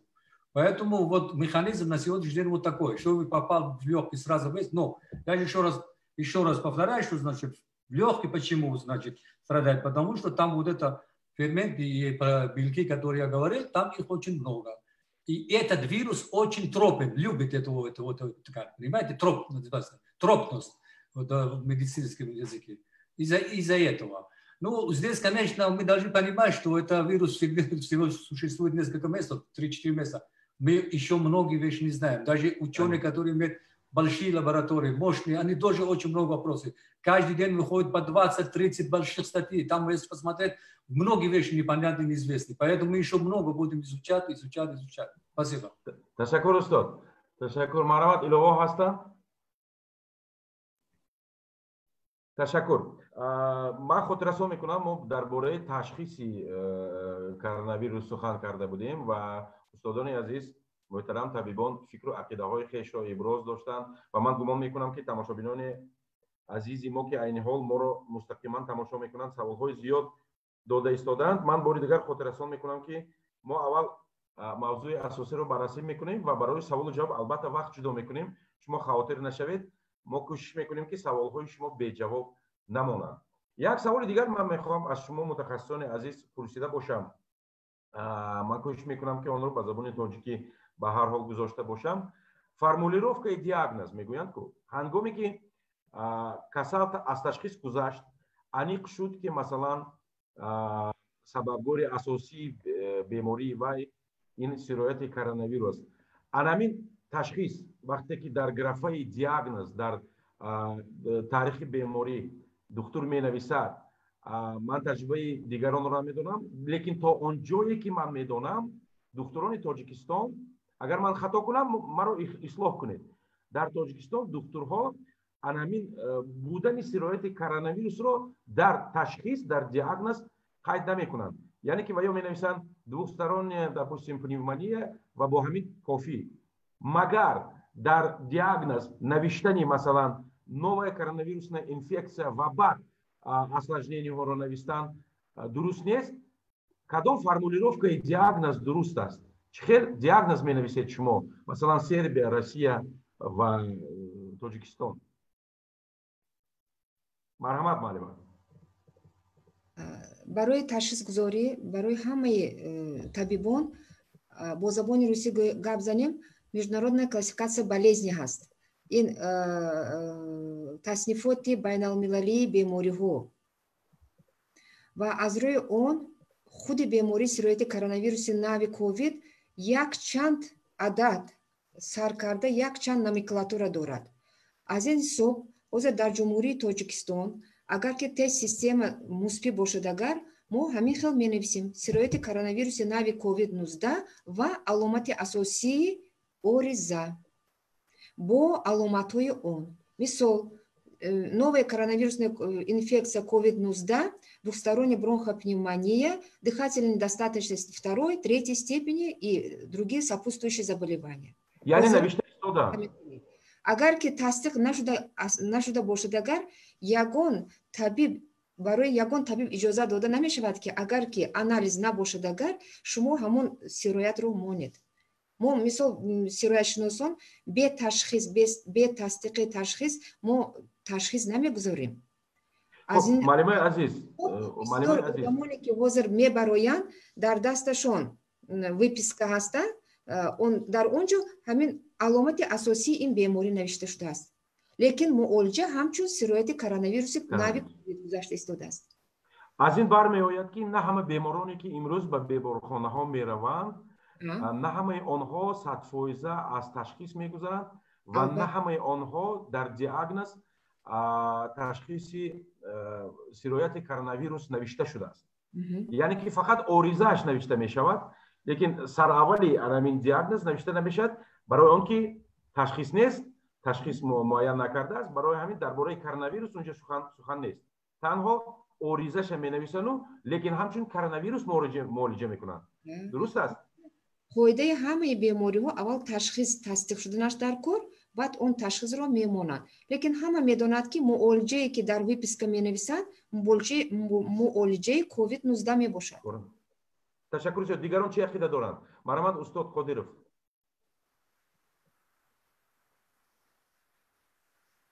устод шуморо гӯш мекунем. Ойде анамин масъала. Устода намешнавем мо. Так, слышно? Слышно, говорите, пожалуйста, мы слушаем. Значит, COVID-19 это уже вирус, это диагноз. Поэтому правильно сказал Малима, что пока мы лабораторно не подтвердим, мы не можем, даже не только в Таджикистане, да в любой стране мира не можем поставить этот диагноз, к сожалению. Понимаете? Поэтому авторитетные ученые мира уже написали несколько публикаций было по этому поводу, что в мире сейчас то, что пишут официально в любой стране, количество больных на 8-10 раз больше, чем они пишут, потому что многие не тестированы, не диагностированы. Это в таких передовых странах. Поэтому, значит, если нет, к сожалению, лабораторного подтверждения, мы не можем поставить диагноз. Поэтому что остается?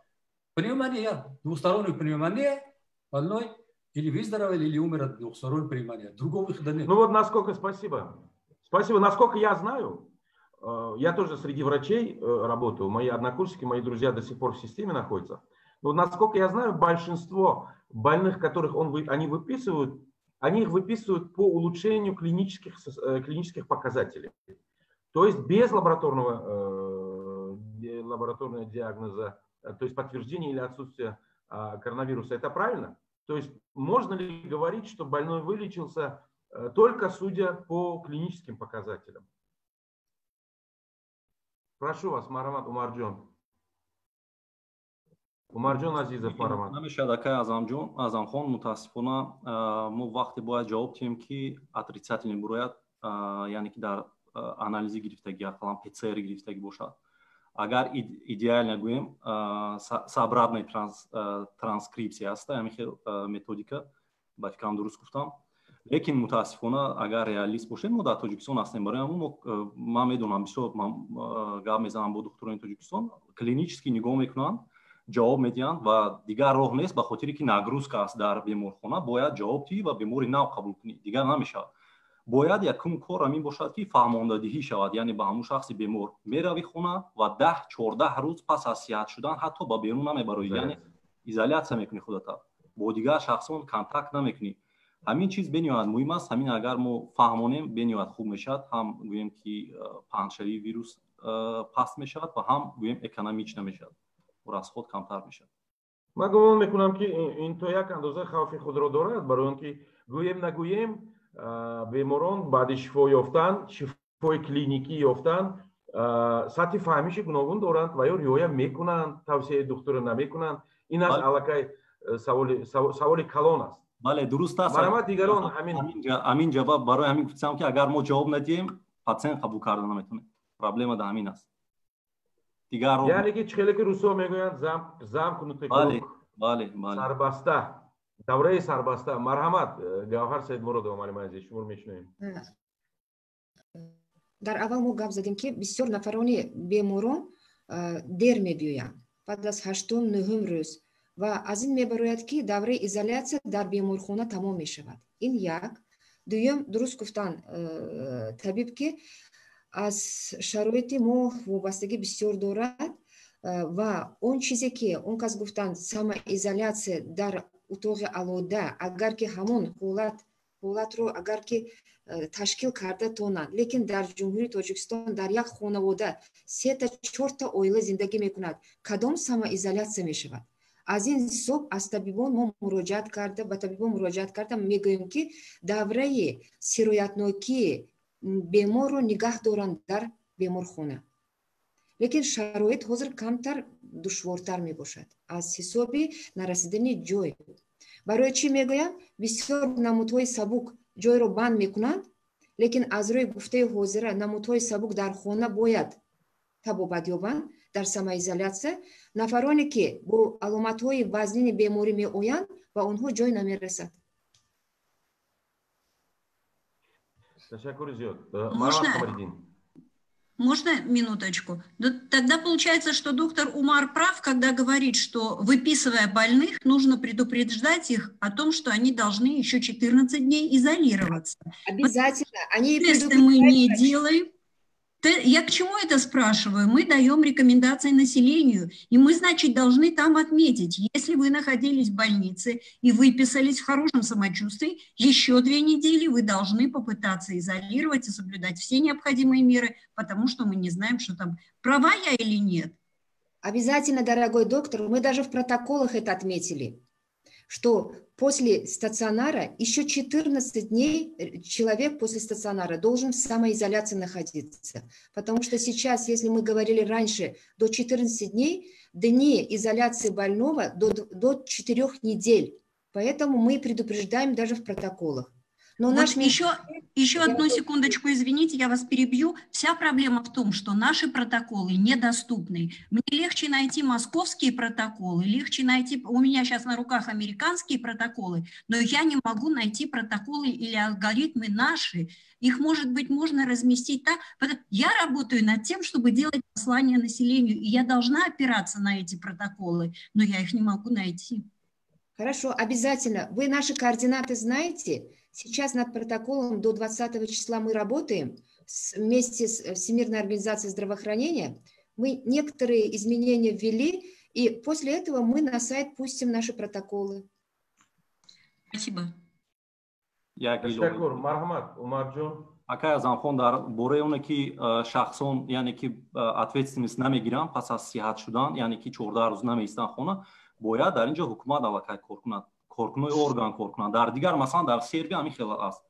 شخصی که اگر کی رکامنداسیون دادگی هستند یعنی که باید حتما نبروی از خونه با شرایط اصلی که بیمار است 14 روز یا که نمیدونم چند روز وقتی همون شخص برآمد 120,000 دینار قریب $2,000 میشه فکر کنم штраф داره یکم بار دوم بار زیادتر سوم بار جوابگری جنایتی داره حتی ممکن بسیاری دونید فوتبالیست است همین خیلی رئال بازی میکنه یوویچ همون نو واسه از اون که هم قدر گیم که چی دارد знаменитый odam است مشهور است همون هم حتی جریمه کرده استودان یعنی که با جوابگری جنایتی کشیده استودان باید فهمونید که اگر که نکردید این کارو ما شما رو به جوابگری جنایتی میکشیم تمام خب این یک مسئله است که در حقیقت باید که تمام اهل جامعه رو وادار سازد که درباره این مسئله ما گپ زنیم بیشتر سخن کنیم بیشتر فهمانده دهیم برای اون که اگر بیمار معالجه کردیم و اون بیمار بعدی از بیمارخانه برآمدن 2 هفته باز ایزولیاسیون نکند فایده اش چی می شود من نمیدونم وابسته به همین سوال دیگری برنامه ما هم همین بود که تا کدام مهلت بیمار میتواند که دیگران را سرایت کند بعد شفا یافته این هم به فکرم یک مسئله است که ما اون را باید کمتر محاکمه کنیم بعد شفا یافتن آیا بیمار میتواند که برای دیگران خوف ایجاد کند مرحمت Камаридин, шумо... Да, можно я добавлю? Мы уже перешли на другую тему. Основной вопрос был про диагностику и стоит ли писать диагноз в выписке. Я бы хотел ответить на этот вопрос. Да, конечно, прошу вас. У нас в Российской Федерации пишется 2 вида диагноза, то есть ставится по МКБ-10 2 вида кода. Это U07.1, то есть COVID-19 вирус идентифицирован, или же U07.2, то есть COVID-19 вирус не идентифицирован. Я думаю, что в Таджикистане тоже нужно это писать, потому что пациенты поступают с клиникой, ковидной клиникой, но при этом пишут другой диагноз. Ну, это я не могу понять, почему так.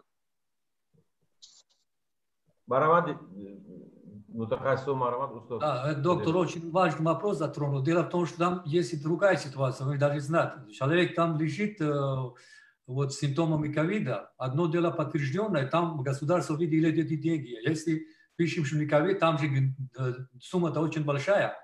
Поэтому, значит, об этом надо тоже подумать. Поэтому им тоже пишут, что перенесет заболевание. Ну, хотя бы все симптомы, он лежал даже в больнице, в реанимации, тогда такие ситуации пишут, потому что из экономических соображений тоже, там, я не думаю, что уже с Минздравом это уже договоренность есть. По поводу, значит, срока и заразности пациента. Значит, стандарт на сегодняшний день такой, что больной после выписка минимум должен 2 недели изолироваться. значит, когда он выписывается, он становится менее опасным, менее заразным. Но когда еще он 2 недели изолируется, становится наименее опасным. Это не означает, что через 2 недели он уже вообще безопасный, понимаете? Потому что мы вирус не можем вылечить, вирус в организме будет долго. Вот если это больные, которые лежали в больнице, в реанимации лежали, выписались, вот с ними, когда мы разговариваем, с ним наблюдаем, что с ним происходит, они в течение 2-3 месяцев себя очень плохо чувствуют.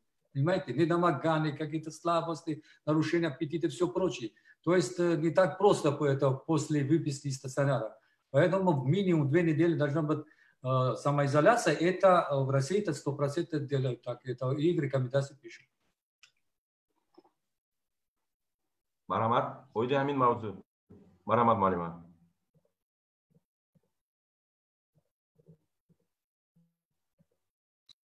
Микрофон включите, пожалуйста. Да. Марамат, можешь гуш микрофон.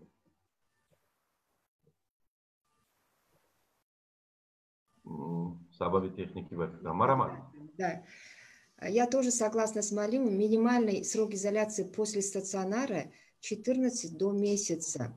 Но есть данные по новым монографиям, по новым литературам, по новым статьям, что если есть диарейный синдром, вирус выделяется в течение 3 месяцев от человека, который был заражен этим вирусом.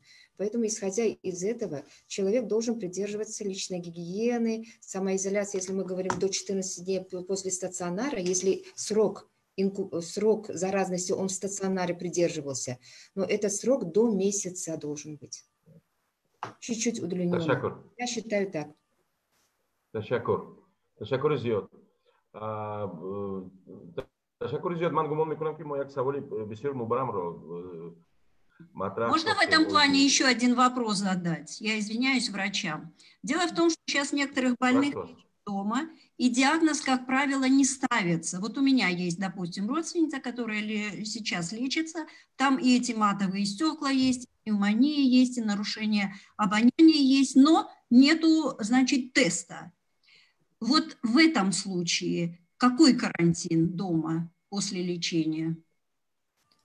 Спасибо. Очень хороший вопрос. Марамат. Я хочу ответить на вопрос. Камаридин Марамат.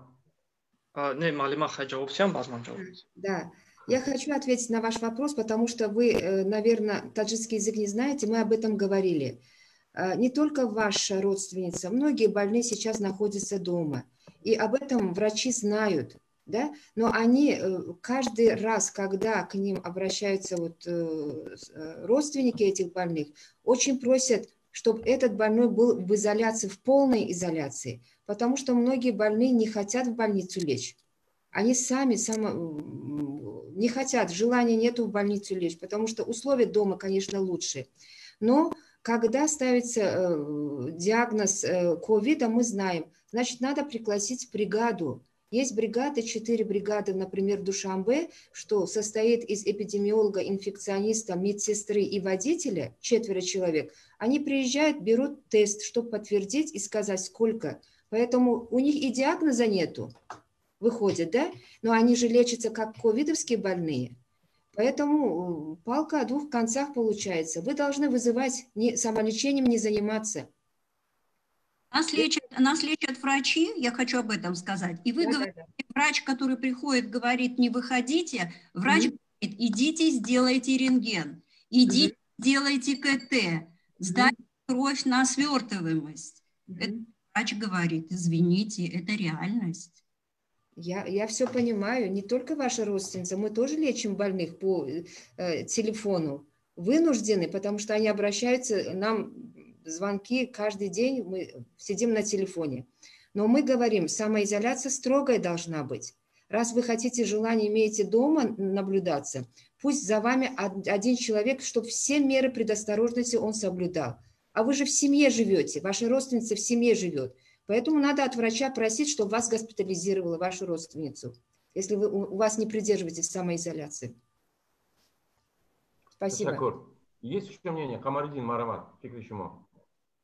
Я хочу сказать зрителю, что вы спросили, что какой вид карантина можно соблюдать, если у вас, даже если тест был отрицательным, или же не делали теста, но у вас идет пневмония коронавирусная, то есть на КТ она уже подтверждена. Получается, КТ в данный момент сейчас на основании КТ ставится 90% случаев. То есть 90% случаев КТ дает правильный диагноз по поводу пневмонии коронавирусной. И в вашем случае вам уже не нужно думать о каком виде карантине, а нужно соблюдать один единственный карантин, который в данный момент сейчас при коронавирусной инфекции. Здесь в данный момент нужно сделать гипердиагностику, чем не додиагностику. Поэтому вам нужно сейчас максимально изолироваться и соблюдать карантин, который при коронавирусной инфекции. Спасибо. Я это поняла. Про коронавирусные инфекции мы все это соблюдаем. Речь шла о том, что когда вот этот человек может выйти. В ВОЗовских документах стоит, что если на протяжении, значит, определенного времени у него улучшилась симптоматика, прошла температура, 7 дней уже нет, то он уже, в принципе, может выходить. Я вот это имею в виду. А то, что когда больной и все карантинные мероприятия соблюдаются, это вне всякого сомнения. По выздоровлению, как вот в этом случае считать, что человек выздоровел? Если мы выписываем из больницы, мы говорим еще 2 недели. В данном случае, когда мне считать эти 2 недели после улучшения симптоматики? Я еще раз повторяю, вы должны тест поставить после выздоровления. Вот какое время вы сказали, надо обязательно после 2 отрицательных тестов, тогда можно общаться с другими людьми. Поэтому все акцентируется на взятие анализа. Спасибо. вобаста ба оне ки дар тоҷикистон ба ҳама тест намерасад, шояд ки боз тавсияҳои дигар ҳам пайдо шаванд, лекин дақиқан мо медонем ки одамон дар хонаҳои худ муолиҷа карда истоданд, онҳоеро ки ба беморхона ҷо накарданд, одамон баъди беморхона ба хонаҳои худ баргашта истоданд ва ҳамоно мо гуфта истодем ки тест намерасад, яъне ки ташхиси аниқ нест. яъне ин маънои онро дорад ки мо то ҳол ҳам дар ҳолати хавфу хатар зиндагӣ мекунем. ҳамтуне марҳамат, фикротон бошад гӯед. умарҷон, мехостам фикри шахсии худро гӯям оиди саволи додагии нафар мутаассифона намешавад катоен навистагӣ. ҳамин қадар метавонам гӯям ки чӣ хеле ки медонед аслан вирус пас аз сулфа кардан паҳн мешавад. аслан агар фекалниро ҳисоб накунем, ба хотире ки он бисёртар ба худи ҳамон бемор бисёртар зарар дорад, яъне ки ба гирди атрофаш, лекин ин проценти бениҳоят паст аст. ба фикри шахсии ман вақте ки шахс умуман тамоми яъне ҳамон сулфа заданаш бас мешавад, аз ҳамин рӯз ҳисоб кунем як 14 рӯз. ба фикри шахсии ман ҳамин аст. яъне ки ӯ дигаронро аллакай сироят карда наметавонад. бале. ташаккур. фикри дигарон. муаллима ахмедова, шумо ба фикрам чандон розӣ нестед. марҳамат. بعد از بهتر شدن حالت علاقه گفتن متخصصو بعد حالت بهتر شدن بیمار نه کم 2 هفته علاقه استاد گفتن نه کم از 2 هفته باید این ایزولاسی داشته باشد. بعد 2 هفته با مدت چند وقتی گفتن نمیتوانم که همه آدم به دیگر که ضررآور است نیست. برای همین دویمو معیارهای پروفیلاکتیک رو ما باید استفاده بدیم. 2 هفته گذشت یا که بعد بیمارخانه 2 هفته گذشت ما صحت شدم گفتن لازم نیست. این در یک مدت معین ممکن 1 ماه میشد، 1 ماه میشد. ما باید معیارهای پروفیلاکتیکی از یکدیگر دور استفاده نقاب‌ها، معیارهای سانیتری اپیدمیولوژی استفاده بوده خود را یا خویشاوندان خود نزدیکان خود را باید حمایت کنیم. لیکن با بسیار مسئله ها میبراید که انا بیمار تماما صحت است، یگان علامت های کلینیکی ندارد، این البته صحت شد. نه حتی که علامت های کلینیکی نداشته باشدم، یگان شکایت ها نداشته باشدم، ما تا 2 هفته تا بیماری، 2 هفته تا بعد بیماری 28 روز این معیارهای ایزولات رو استفاده بودن ما در کار است. تشکر. قمرالدین. در استاسیوناری ما بیماران خواب رفتگی که 3 هفته شد یا 4 هفته شد تو حالتشان уже کینک احساس شدگی лекин то тесташон отрицательный наброяд, мо ва ё ҷавоб наметавонем.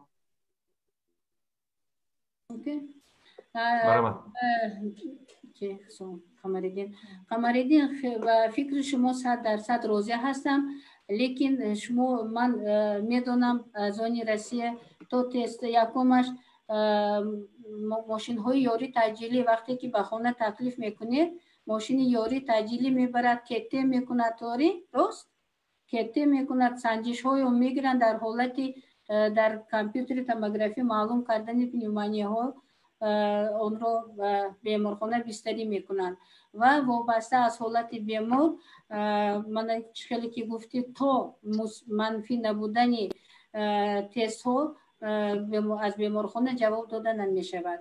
لیکن بود یک بار دیگه همه شرایط تاجیکستان رو گفتن در کار است که ما این خیل چی نداریم شرایط نداریم که بیمار 2 هفته 3 هفته نگاه داریم و بعد تست منفی داشتنشون جواب دیم. یکم اساسش هم که نه همه بیمارایی که ما حاضر بستری میکنیم 100% تست گرفته میشود. برای همین در وقت جواب شدن 2 یا 3 مرتبه این تست های گرفتن هم شرایط نداریم. حاضر در جمهوری بسیاری تر با علامت های کلینیکی یا که صدها با شکر کامپیوتر توموگرافات هستند در هر شهر و ناحیه ها ولایت ها هستند با کامپیوتر توموگرافی ما تشخیص رو گذاشته ایستاده ایم. برای همین لیکن در 7 روز 8 روز 10 روز جواب دادن بیماران با نظر داشتی حالتشان میتونن 2 هفته خوابن میتونن 10 روز خوابن میتونن زیادتر خوابن رخصتی بیماران فقط با نظر داشتی حالت بیمار رخصتی کرده میشود. لیکن اگر که ما شرایطی که در روسیه در مسکو داشتن هر یک بیمار و یک چند مرتبه تست گذرانده میتوانستیم این البته بهترین ها میشد. رحمت. عمر جان مرحمت. عمر جان آواز نیست. آواز نیست. آواز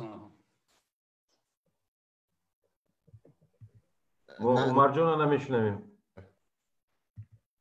من با قمرالدین میخواستم یک سوال دیم. برادر عزیز چه خیلی که من بسیار همکارو دارم در روسیه و ما در علاقه هستیم. متاسفانه برای چی جواب نمیتونن؟ سببی اصلیش همین است که همون بیمار همون PCR سپردگی است لیکن نتیجهش 2 هفته انتظار است. 2-3 هفته انتظار است. سبب اساسی در روسیه 1 ماه پس از تبابتگیری ایستادن بیماران اصلا همین است. جواب تست دیر میآید. با همین خاطر است. برای اون خاطر نیست که صحت شده است تستش 1 بار اتریسیتیل برآمدگی و 2 بار اتریسیتیل برآمدگی است جواب ندادگی است هم باز گیپر دیاگنوستیک کردیسیان 3-4 بار برای این نیست. برای دیر آمدن نتیجه یعنی که انالیزش است. با همین خاطر در روسیه دیر جواب داده ایستادن. لیکن این شرایط چخلی که معلومه گفتن در تاجیکستان متاسفانه عموما نیست. حتی گویم 1 ماه هم انتظار شده نمیشه مثل روسیه. متاسفانه. استاد قادرов مرحمت. Вот, значит, здесь нужно так посмотреть. Да, в России проблемы с этими ожиданиями, с тестами были большие, но сейчас, слава богу, сейчас сроки уменьшились. Ну, вот это проблемы были. Ну, вот вопрос, который мы обсуждаем, я бы вот разделил на 2 части. Мы немножко отошли от проблемы, которую вот вы этот вопрос задавали. По поводу, значит, как быть больным, который, значит, перенесли это заболевание. Вот надо, вот самое основное, я считаю, что 2 момента. Первый. Одно дело стандартная ситуация, когда больного привозим, тестируем, лечим, выпишем. А другая ситуация, когда, значит, нет теста, но больной страдает этим, или дома лежит в другом месте. Мы знаем, что он болен коронавирусом. Чтобы вот как быть с этими больными? Он будет заражать окружающих. Вот это самая главная проблема. Те, которые там в больнице, там тестом, понятно. Вот с ними как надо быть. Таких больных очень много. Вот особенно в таких странах, как Таджикистан, даже в Дагестане, вот в России даже таких, понимаете? Вот с ними как надо быть. Вот это надо обсуждать, я думаю. Вот в этом плане. Потому что этот больной, он заражает всех, думает, что просто он болеет вирусом или там какой-то ОРВИ или там что-то насморком, на этом все. Вот проблема в чем. Вот это надо обсуждать. бо назар дошти он камбудиҳое ки мо муҳокима карда истодаем, мо гуфта истодем ки дар тоҷикистон шароит тамоман дигар аст. инҷо намояндагони вазорати тандурустӣ ва ҳамаи шумо албатта инҷо ҳузур доред. пас чӣ бояд кард? Ягон мы метавоним ки ягон тавсияи мушаххас диҳем ки чӣ бояд кунем? Я поэтому сказал, что значит, да, я извиняюсь, я поэтому сказал, что значит должно быть общественное сознание, и люди сами должны понимать, что если он болен, он должен изолироваться. Если он не понимает, окружающие родственники должны его изолировать, выделить отдельное помещение по возможности, отдельную посуду, как полагается, правильно? Ему должны принести еду, вот, проветривать помещение, возлать воздух, вот, чтобы меньше люди к нему ходили. Ну, как по всем правилам, понимаете? Чтобы не заразили окружающих. Вот об этом мы говорим, потому что мы знаем, что значит, ну, летом кто будет пневмония это, или весной это, вы приезжали. Значит, есть это вирус, поэтому вот об этих вещах надо это передать людям, чтобы знали об этом, что не заразили окружающих. И окружающие даже помогут. خیلی زیاد باید مهنت کنیم که اینا در ذهن مردم به طور باید و شاید جای دهیم. عمر جان مرحمت. باری دیگر تکرار میکنم آقای اعظم خان که با فکر شخصی من پس از اون که شخص صحت میشود و آخران سلفای خود رو میزند، یعنی با فکر شخصی من باید اقلا یک 14 روز دیگر ایزولیاسیا کند خودش. این فکر شخصی من است. تشکر. معلم سعید مرادова شما یگان توصیه دارید با نظر داشتی معما و با نظر داشتی شرایط تاجیکستان چی توصیه کرده میتونید؟ مرحمت. من هم فکرم هستن با طبیبی که جوان هستن لیکن بسیار دانا بودن که مینیمالی 14 روز ماکسیمالی تا 3-4 هفته این رو نگاه داشتن در کار самоизоляция. تشکر زیاد. اگر دیگران در همین مسئله دیگر فکر نداشته باشند من باز یک مرحمت اینجا باز یک نفر دیگر مراد جان گدایبایف با ما همراه شدن. خوش آمدید. شما رو میشنویم. اوید همین مسئله ها بله آوازتان ناآمده ایستاده است ما شما رو نمیشنویم. شما این مسئله چیه که تحقیقات‌های آخران معلوم کرد در دیگر دولت‌ها با مانند آمریکا و اروپا در 14 روزی که بیمار هست بیمار ویروس از بدن میبراید و یگان باقی مانده ویروس ها در گز نیامد و ارزوی که پتروی که میسپرند تحلیل‌هایی که میسپرند وای قسم‌های معینی ویران شده ویروس ها را یافت می‌شود که وای آدم ضرر ندارد از روی تحقیقات‌هایی که در آخر گذرانده شد. برای همین در مدتی که 14 روز گذشت میتواند که آدم سلامت ماند، میتواند که آدم به حالی بیمارداری و دیگر سیمتوما ماند، لیکن وای آدم علیه و دیگر آدم‌ها خطرناک است. یگان جای تشخیص نیست. گفته شما تجربه کی شما از تجربه کی گفته ایستاده؟ تجربه که دکتر آرش پروفسوری یونیورسیته کلمبیا از نیویورک با ما هر روز درس میگذارند و تجربه اون کس و از تجربه که اروپا هستند در تاجیکستان هم همین صحبت رو با دکتر آرش چند مرتبه نشان دادم. یکی من دیده ایستادم که اینجا نفران چندان راضی نیستن با گفته شما. قمرالدین شما رو میشنویم بعد معلمه احمدова. تشکر زیاد. اگر که این گپویا تو 15 май мегуфтем мумкин ки дуруст мешуд, лекин ҳамин 15 май маълум шуд ки як бемори дигар дар Россия повторно поступить кард, госпитализировать карданша. вай дута тести манфӣ дошт. вай ба хона ҷавоб додан 16 рӯз пас бо коронавирус кади снова госпитализировали. ҳозир маълум нест, намедонанд ё ки ин беморӣ рецидив дод или же она заразилась. ман ин саволотон ба хостам ҷавоб диҳам. تشکر. معلم احمدова با گفته‌های مراد جان گدایبایف راضی هستید؟ در خیر اینها ممکن الکی تجربه های بسیار دارند. دکتر آرش هم برآمدهایش من بسیار گوش میکنم. ممکن نه همه وقت راضی شدن، اما ممکن برای که حقیقت و به سوال همین کس راست جواب دیم. ما باید علاقه ما تجربه داشته باشیم، ولی ما تجربه بسیار نداریم، ناآموخته ایم.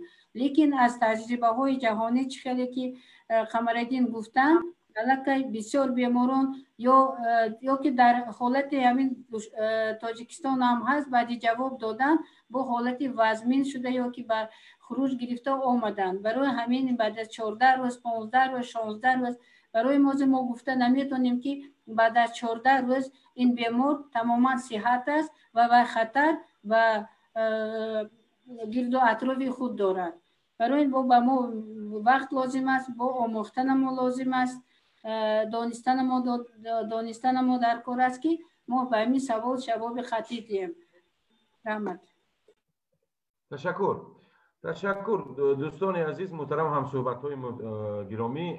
گمان میکنم که ما هر یک سخنی که گفته ایستادیم، هر یک ابراز عقیده ای که کرده ایستادیم به منفعت شنوندگان و بینندگان ما است. اینجا یک سوال بسیار عجیب رو برداشتن در مسئله دوباره سرایت یافتن. الان متخصصان عزیز بگویید که تا کدام اندازه آماری آنهایی که دوباره سرایت یافتند در تاجیکستان بسیار است و عموما آیا بعدی معالجه یافته شفا یافتن، بعدی تست های مثبت گرفتن و به خانه جواب دادن، آیا کس میتواند که دوباره سرایت یابد؟ یکمش آمار چگونه است در تاجیکستان و عموما همین آمار یگان کس برده ایستاده است یا نه؟ و دومش اگر ها باشد پس جواب دید که میتواند یا نه؟ вторичное инфицирование, повторное инфицирование. Марамат Малима, Саид Муродова. حالا درباره این سوال امور نیست است، چون که نه ما کار سر کردیم، 2 هفته 3 هفته رفته ایستاده است. لیکن یک چیز رو گفتنیم که مسئولیتی که بعد از بیماری کووید 19 همچون دیگر مسئولیتی در دیگر بیماری سرایتی راه‌های نفس و ناموقتی می باشد و قطعاً یک عمری نمی باشد. برای همین هم ممکن از نفس سرایت شوی در دوام تا 3 ماه می شود. لیکن ما حالا هیچ کس نمیدانیم، در اروپا هم در فدراسیون روسیه هم حالا نمیداند که آیا پاندمی که حاضر رفته ایستاده است باز تکرار میشد یا نه. در اون وقت میفهمیم که اون نفرانی که حاضر بیمار بودند آیا بیمار میشوند یا نه. این سوال گشوده می باشد. برای همه دولت ها. برای همه دولت ها. Марамат, Устод Кодиров, шумо чи ақида доред? Значит, что я хочу сказать. Да, действительно, в мире где-то около 6, уже, по-моему, 7 случаев вот повторное заражение или рецидив. Но здесь нужно думать о 2 вещах. Первый, значит, 100% мы еще не знаем, что вот после этого заболевания иммунитет появляется или нет. Но хотя большинство считает, что иммунитет есть. Но некоторые считают, что не у всех может быть полноценный иммунитет. Понимаете? Возможно. А второй рецидив заболевания. Возможно, человек лечится, не до конца может быть вылечиться, где-то вирус остался, дал рецидив. Вот это 2 момента, которые, значит, пока всех это смущает по поводу повторных заражений. И сейчас на них действительно нормального такого научного ответа нет. Сейчас об этом люди думают, и ученые еще, почему вот человек повторно заболел. Вот. Если повторно заболели, это значит, это плохо, значит, на этого вируса нет иммунитета, это плохо. Но с другой стороны, это так не бывает, понимаете? Поэтому вот такие ситуации единичные бывают. Ну и может быть особенность организма, но это надо, ну, не совсем до конца понять. تشکر. برمی‌آید که به هر حال ما انیق ها یا نه گفته نمیتونیم عینی ها. دیگران چه عقیده دارن؟ مرحمت عمر جان، تجربه سری به قمرالدین، مراد جان. مرحمت عمر جان عزیزم. مسئله اونه که ایمونیتت حاصل میشود یا اینکه نه، انیق حاصل میشود به خاطر که شخصی که صحت یافت، چقدر که میدونیم ما ضد این ویروس دارو نداریم و یگانه چیزی که ما را صحت میکنه این ایمونیتت ماست، یعنی آنتی‌تلا حاصل میشود وقتی که شخص این بیماری یعنی میگذرد و صحت میشود. آنتی‌تلا چقدر که میدونید ایمونوگلوبولین هستند، ایمونوگلوبولین G و M چقدر که شما میدونید و پس از اون که ایمونوگلوبولین G میمونه در ارگانیسم وای همون شخص мо ҳамина гуфта наметонем ки ҳамун иммуноглобулин то чӣ қадар муддат метавона бошад дар организми мо ки моро тавона ки повторно вақте боз ҳамун вирус дохили мо шуд моро муҳофизат кунад. ҳамина ҳеҷ кас гуфта наметавонад, вале аз опити бисёр олимое ки дар ҳамин соҳа кор мекунанд, мо аллакай ман канали ютуб дорам, агар ягон каси деги бошад бо доктор Ҷон Кемпл Кабз дега ҳастам, унам ҳамин масъала таҳқиқот мебарад, мегӯяд ки бисёр олимон дар ин ақида ҳастанд ки иммунитет скорее всего устойчив аст, лекин чӣ қадар мумкин солҳо, 10 солаҳо, 5 солаҳо ҳеҷ кас гуфта наметавонад, лекин ин маъное ӯро надорад ки мо бояд эҳтиёт накунем. Однозначно ҳеҷ кас гуфта наметавонад, ба ҳамон хотир иммуноглобулин G яъне ки чӣ қадар аст, иммунитет чӣ қадар меравад, давом мекунад, боз такрор шуда, албатта докторе ки пеш гуфтанд, ҳамина гуфта наметавонем. Ҳамин ҷамъа мехоҳам ҳамина қайд кунам ки мардуме ки ҳозир гузарон ҳамина дар саршон гиранд ки мо бояд набуроем гардем ки мо дигар бемор намешавем. мақсади ҳамин суҳбат мо бояд ҳамин бошад, дар ҳамин савол.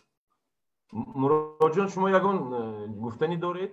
то онҷое ки ман фаҳмидам шумо бештар тарафдори фарзияи доктор Ораш ҳастед. агар шумо розӣ бошед ё розӣ набошед, ақидаи худатонро баён кунед.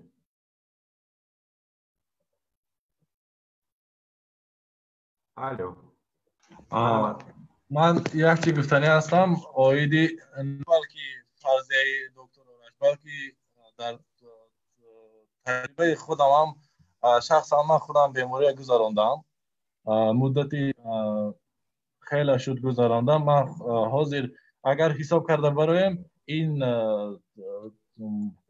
средства индивидуални защита, ин халатое ки ҳастанд ба ҳама стандартҳо ҷавоб медиҳанд, новобаста ба ин одамҳо сироят меёбанд, новобаста ин сироят меёбанд.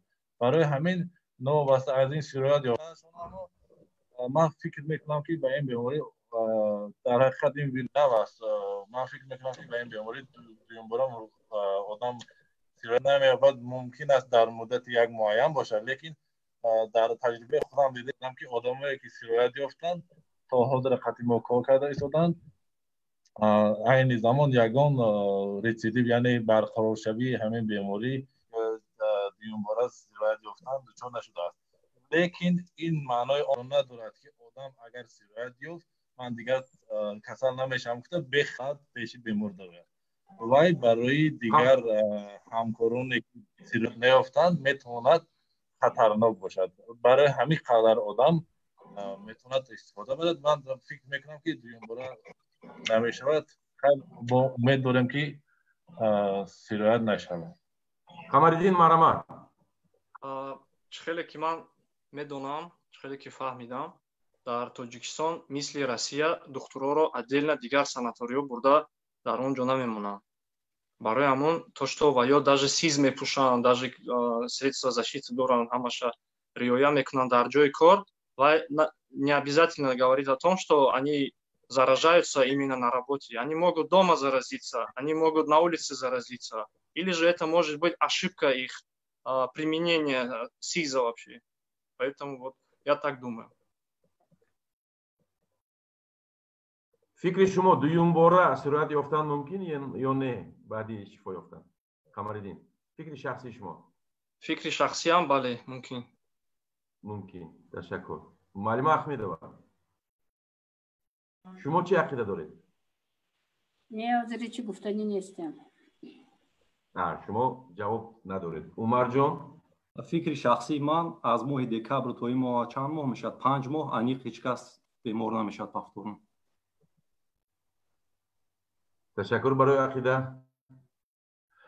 хуб, то ҷое ки ман дида истодам, ҳама комилан фикру ақидаҳои худро гуфта, ибрози фарзияи худ, ибрози ақидаи худро ба таври шаффофу мушаххас гуфта истоданд ва ман боварӣ дорам ки аз ин суҳбате ки мо имрӯз омода кардем, аз ин суҳбате ки мо имрӯз барои тамошобинон матраҳ сохтем, саволҳои зиёдеро матраҳ сохтем, гумон мекунам ки онҳо барои тамоми тамошобинон муфид буд.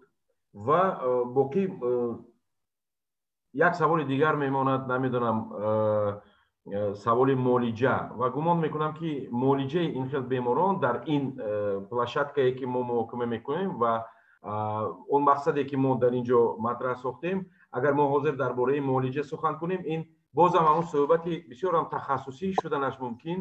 барои ҳамин ман пешниҳод мекунам ки масъалаи муҳокимаи муолиҷаи COVID-19-ро барои духтурон, барои намояндагони анамин соҳа алоҳида агар матрах мекардем бисёр хуб мешуд. барои тамошобинони оддӣ гумон мекунам ки ин суҳбати мо дар бораи муолиҷа чандон зарур нест. лекин агар муаллимои азиз шумо зарур шуморед, шумо агар гӯед ки ин барои ҳама зарур аст, биёед муҳокима мекунем. лекин ман гумон мекунам ки дар бораи муолиҷа ин як суҳбати тахассусӣ бояд бошад. чӣ гуфтед? шумо дуруст гуфтед? Чӣ гуфтед дӯстон?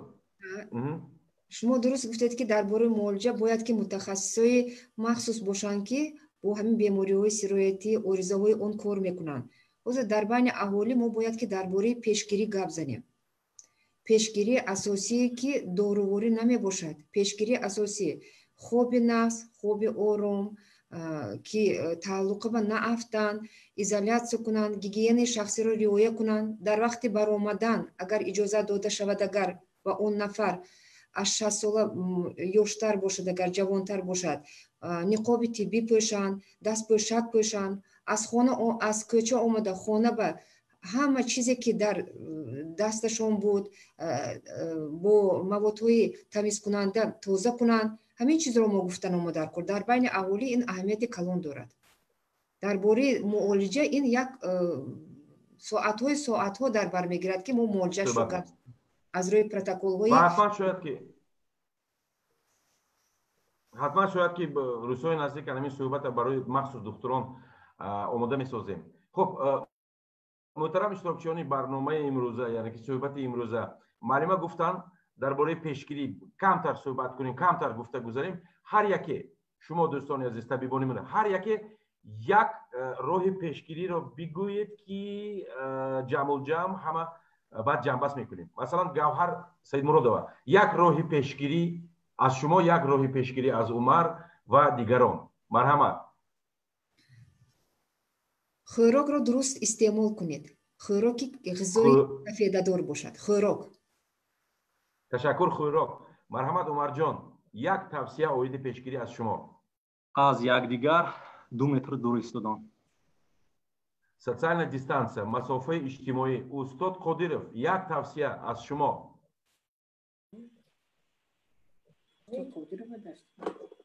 овоз ҳаст? овоз ҳаст. мешнавед? тавсияи ман асосӣ дастҳоро тез шустан дар кор. дастҳои агар вай бошанд дар рӯғора ва чашмову даҳан воз задан дар кор дастҳои ношуста қатӣ эҳтиёт кард. маълима Ахмедова, як тавсия аз шумо. ҳама тавсияҳоро ҳар рӯз якчанд маротиба аллакай ҳама донистанд. фақат мехостам ки халқи Тоҷикистон маданияти тиббии худро баланд бардоранд. вақте ки маданияти тиббӣ баланд аст, ин саволҳо ҳамаш худ аз худ ҳал карда мешавад ва халқи мо ҳамеша саломат мемонад. раҳмат. Ташаккур. Камариддин. Ношение масок и перчаток. И самое главное, это не впадать в панику, так как врачи Таджикистана очень даже хорошо справляются.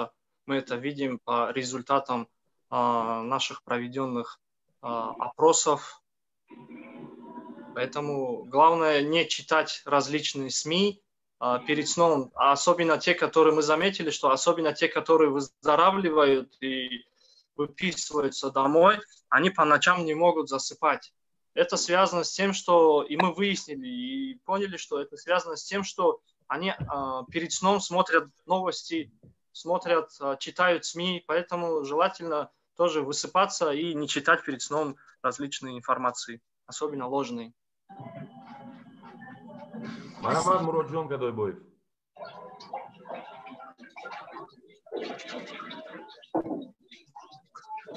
Муроджон, як тавсия аз шуморо мешунавем. бале, ташаккури зиёд ки сухан дод.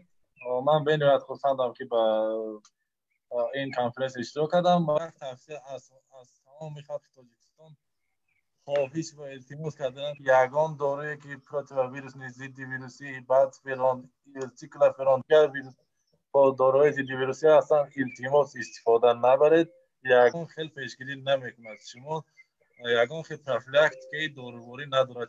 معلومه گوهر سعید مراد و گفتند یگان خیلی پیشگیری ندارد. از التماس خوراکی سرغذا خورید، در خانه بمانید. تمام. تشکر. اینجا ظهورشو رحمت الله فهم میخواید که یگان توصیه داده باشید با هموطنان عزیز ما؟ البته توصیه اساسی اون استاد اون است که ما باید البته چخیلی که قید کردن دکتران عزیز طبیعتی یعنی مدنیت طبی رو خیلی بلند باید کرد و هر یک برای خودم شخصا قید کردم گرچند که میدونم که چیکار کردن لازم است در این حالت. در این خودم در تاشکند هستم، در ازبکستان. خوشبختانه خیلی کار خوب شده استودان در اینجا، مثلا شستن دست، مدنیت طبی رو بلند کردن، نقاب و перчатки پوشیدن و البته با پانیکا دادن نشود هیچ کس. و البته همچون نماینده تشکیل کننده کنفرانس زوم همین روز سپاس خودم رو میخوام بیان کنم به هر یک از شما دوستان عزیز، دکتران عزیز. ما دعاگو هستیم و بسیار طرفدار شما هستیم و همدرد هستیم با شما. تشکر زیاد. تشکر. عمر جان شما چی گفتید؟ اگر امکانیت باشه در آخر یک مراجعتی کوتاه داشته باشیم با تمام دکتران تاجیکستان که عین زمان نو واسه از اونی که وضعیت بنیاد مشکل است مبارزه برده ایستادن. باور کنید جان در خطر است، لیکن مبارزه برده ایستادن و برای من شخصا برای همه اونها قهرمانند و باید با حکومت تاجیکستان نیز مراجعت کنیم به خاطر که متاسفانه اگر در دوشنبه و در خوجند و شهرهای کلان اگر که با دکتران اگر که بعضیشون خودشون هم خرند یعنی که عملی لباس‌های محافظتی رو در قشلاق جای‌ها و دکترانی که در محلات کار میکنن اونها متاسفانه همون امکانیت ندارن. از همون خواهش میکنم که از حکومت خواهش میکنم که همونا را اقلا همونا را سخت دستگیری کردن نکو به خاطر که این جنگ است. در جنگ نمیشد که به یاروق یگان سالداتا با جنگ را میکنیم. یاروق دکتر یاروق ندارد، همون لباسش همون خودش یاروق است. ما اقلا باید همین ما تامین کنیم. اقلا مراجعت من. تشکر مراجعان و یک توصیه از من دوستان عزیز، حتما در خانه بمانید، به ضروریت به جاهای جمعیتی نروید، به ضروریت کوچه نبرید و بیشتری وقت خویش را در خانه گذرانید. خب محترم اشتراکداران همین کنفرانس، ما بسیار خرسند هستیم و از نام خود به تشکیل کنندگان و تصمیم گرفتگان همین کنفرانس تشکر میگوییم. انیکترش به تشکیلات خیریوی جمعیتی پیشرفت برای اشتراکتان به شما تشکر میگوییم و به شما نیز پیش هستم. بخشید آخران چیزی که میخواستم گفتن، چون که من الکی 8 روز شده از این بیماری هم میگذرانم. البته من به حالی تست نماندیم برای که من خانه با میمونم. من بسیار خوب درک میکنم که من ضرر رسان هستم نسبت گرد اطراف، لیکن میخواستم یک چیز قید کنم. هر روز طبیبان به نهایت کارهای بزرگ کرده ایستادن، لیکن به نفرانی که کسل شدند رساندنی هم که هیچ وقت از یاد خدا نروید، برای که از همه پیشتر به فکرم شفای خدا میتید. آن چیزی که اثر میگذارم این یک هفته باز به خدا این معجزه است که من حال نفس میکشم. این یگان جای ترس و بهمم نیست، لیکن من امیدوارم که خدا رو از یاد نمیبره. ما هم از نام تمام آنهایی که در این کنفرانس اشتراک کردند به شما رعنا محیب الله و تستر شفا یافتن رو تمنا میکنیم. البته ایمان ما، باوری ما بر خدا بزرگ است. من میخواستم اینجا باز یک مسئله را مطرح کنم، اما وقت متاسفانه رفته ایستاده. شاید که در کنفرانس های آینده درباره پسیکوسوماتیک صحبت کنیم. اینجا بسیار گفتیم که ما مثلا پانیک نکنیم، واهمه نکنیم، به تهلکه نیفتیم. این همه این مسئله ها با پسیکوسوماتیک وابسته دارند و گمان میکنم که اگر موردی دیگر ما صحبت کنیم حتما همین مسئله رو گفته میگذاریم. پسیکوسوماتیک بسیار چیزی مهم است. باقی دوستان عزیز بیایید به دو سوال تماشابینان جواب میدیم و با همین خیر و خوش میکنیم. Шарипова, Ноас Шарипова савол медиан. Уважаемая Гавхар Мирбакаевна, скажите, пожалуйста, какова обстановка с заражением детей в Таджикистане? Есть ли случаи заражения у нас? Габ дарбори кудакон мирад. Кутака. من بسیار خوشبختم که حاضر یگان کودک بیمار و بیمارخانه به نزد ما مراجعت نکرده است. لیکن اوید اون کودکانی که аз оилаҳое ки бо ковид мусбат дар беморхона бистариянд бисёр хоҳиш мекунам ки дар хона бошанд. як аломатҳое ки аломатҳои мизерни симптом мегӯем ки аз клиникаи шахсӣ шифо як-ду кӯдак омадааст, аз он оилаҳое ки бо ковид мусби хоб рафтанд, ин хуншории таги дастон ва баромадани бусурот мебошад. дар баъзе кӯдакон диданд, лекин он кӯдакон ки аз ҳамин оилаҳо мебошанд бисёр бо ҳолати сабук ва беосеби шушҳо ин бемориро гузаронданд. аз ин мебарояд ки кӯдакон ҳам бемор мешаванд, лекин бисёр бо намуди сабук. лекин регистратсия, тасдиқ кардани ин кӯдакон ҳоло ягон ҷоба нест аст. барои мо шӯъбаи кӯдакона ҳоло накушодаем. мо аз рӯи нақша дар Истиқлол, беморхонаи Истиқлол метавонистем шӯъбаро кушоем, лекин аз худо ба 100 бор шукр ки набудани кӯдакони бемор, мо он шӯъбаро ба одамони калонсол додаем бо бемории COVID-19.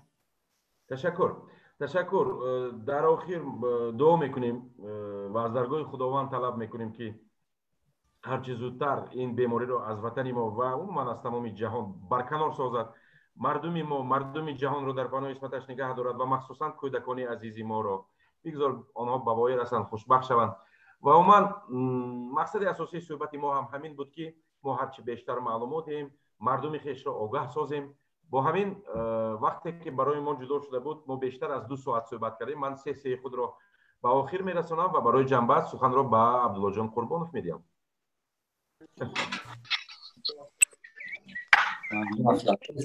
ташаккури зиёд ба тамоми нафароне ки имрӯз иштирок карданд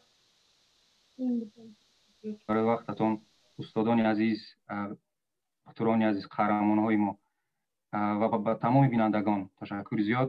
хотиррасон мекунам дӯстон ки мо дар сомонаи пешрафт якум тамоми рақамҳои боварие ки қайд шуданд менависем, дуюм рақамҳои он духтуроне ки розигии худа медиҳанд он рақамҳоро менависем, севум мо ҳаракат мекунем тамоми он нуқтаҳое ки дар он нуқтаҳо тест гирифтан мумкин аст онҳоро ёфта бо суроғаашон дар сомонаи худ дарҷ кунем ва охирон ба он тамоми саволҳое ки имрӯз мо натавонистем аз ҳисоби вақт ҷавобҳоро дастрас кунем, ҳаракат мекунем ки бо духтурони муҳтарам мувофиқа карда ҷавобҳои онҳоро гирифта онҳоро низ дар сомонаи пешрафт қайд кунем ки тими пешрафт бо ин чиз аллакай кора шурӯъ мекунанд.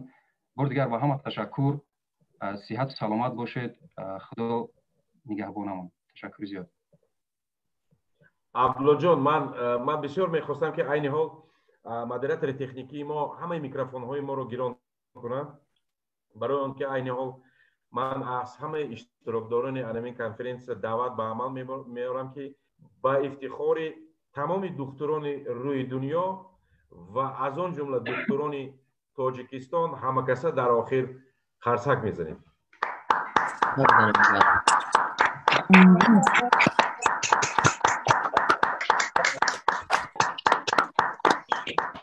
Балима қарсак мезанем, ҳамакаса қарсак мезанем ба ифтихори табибон.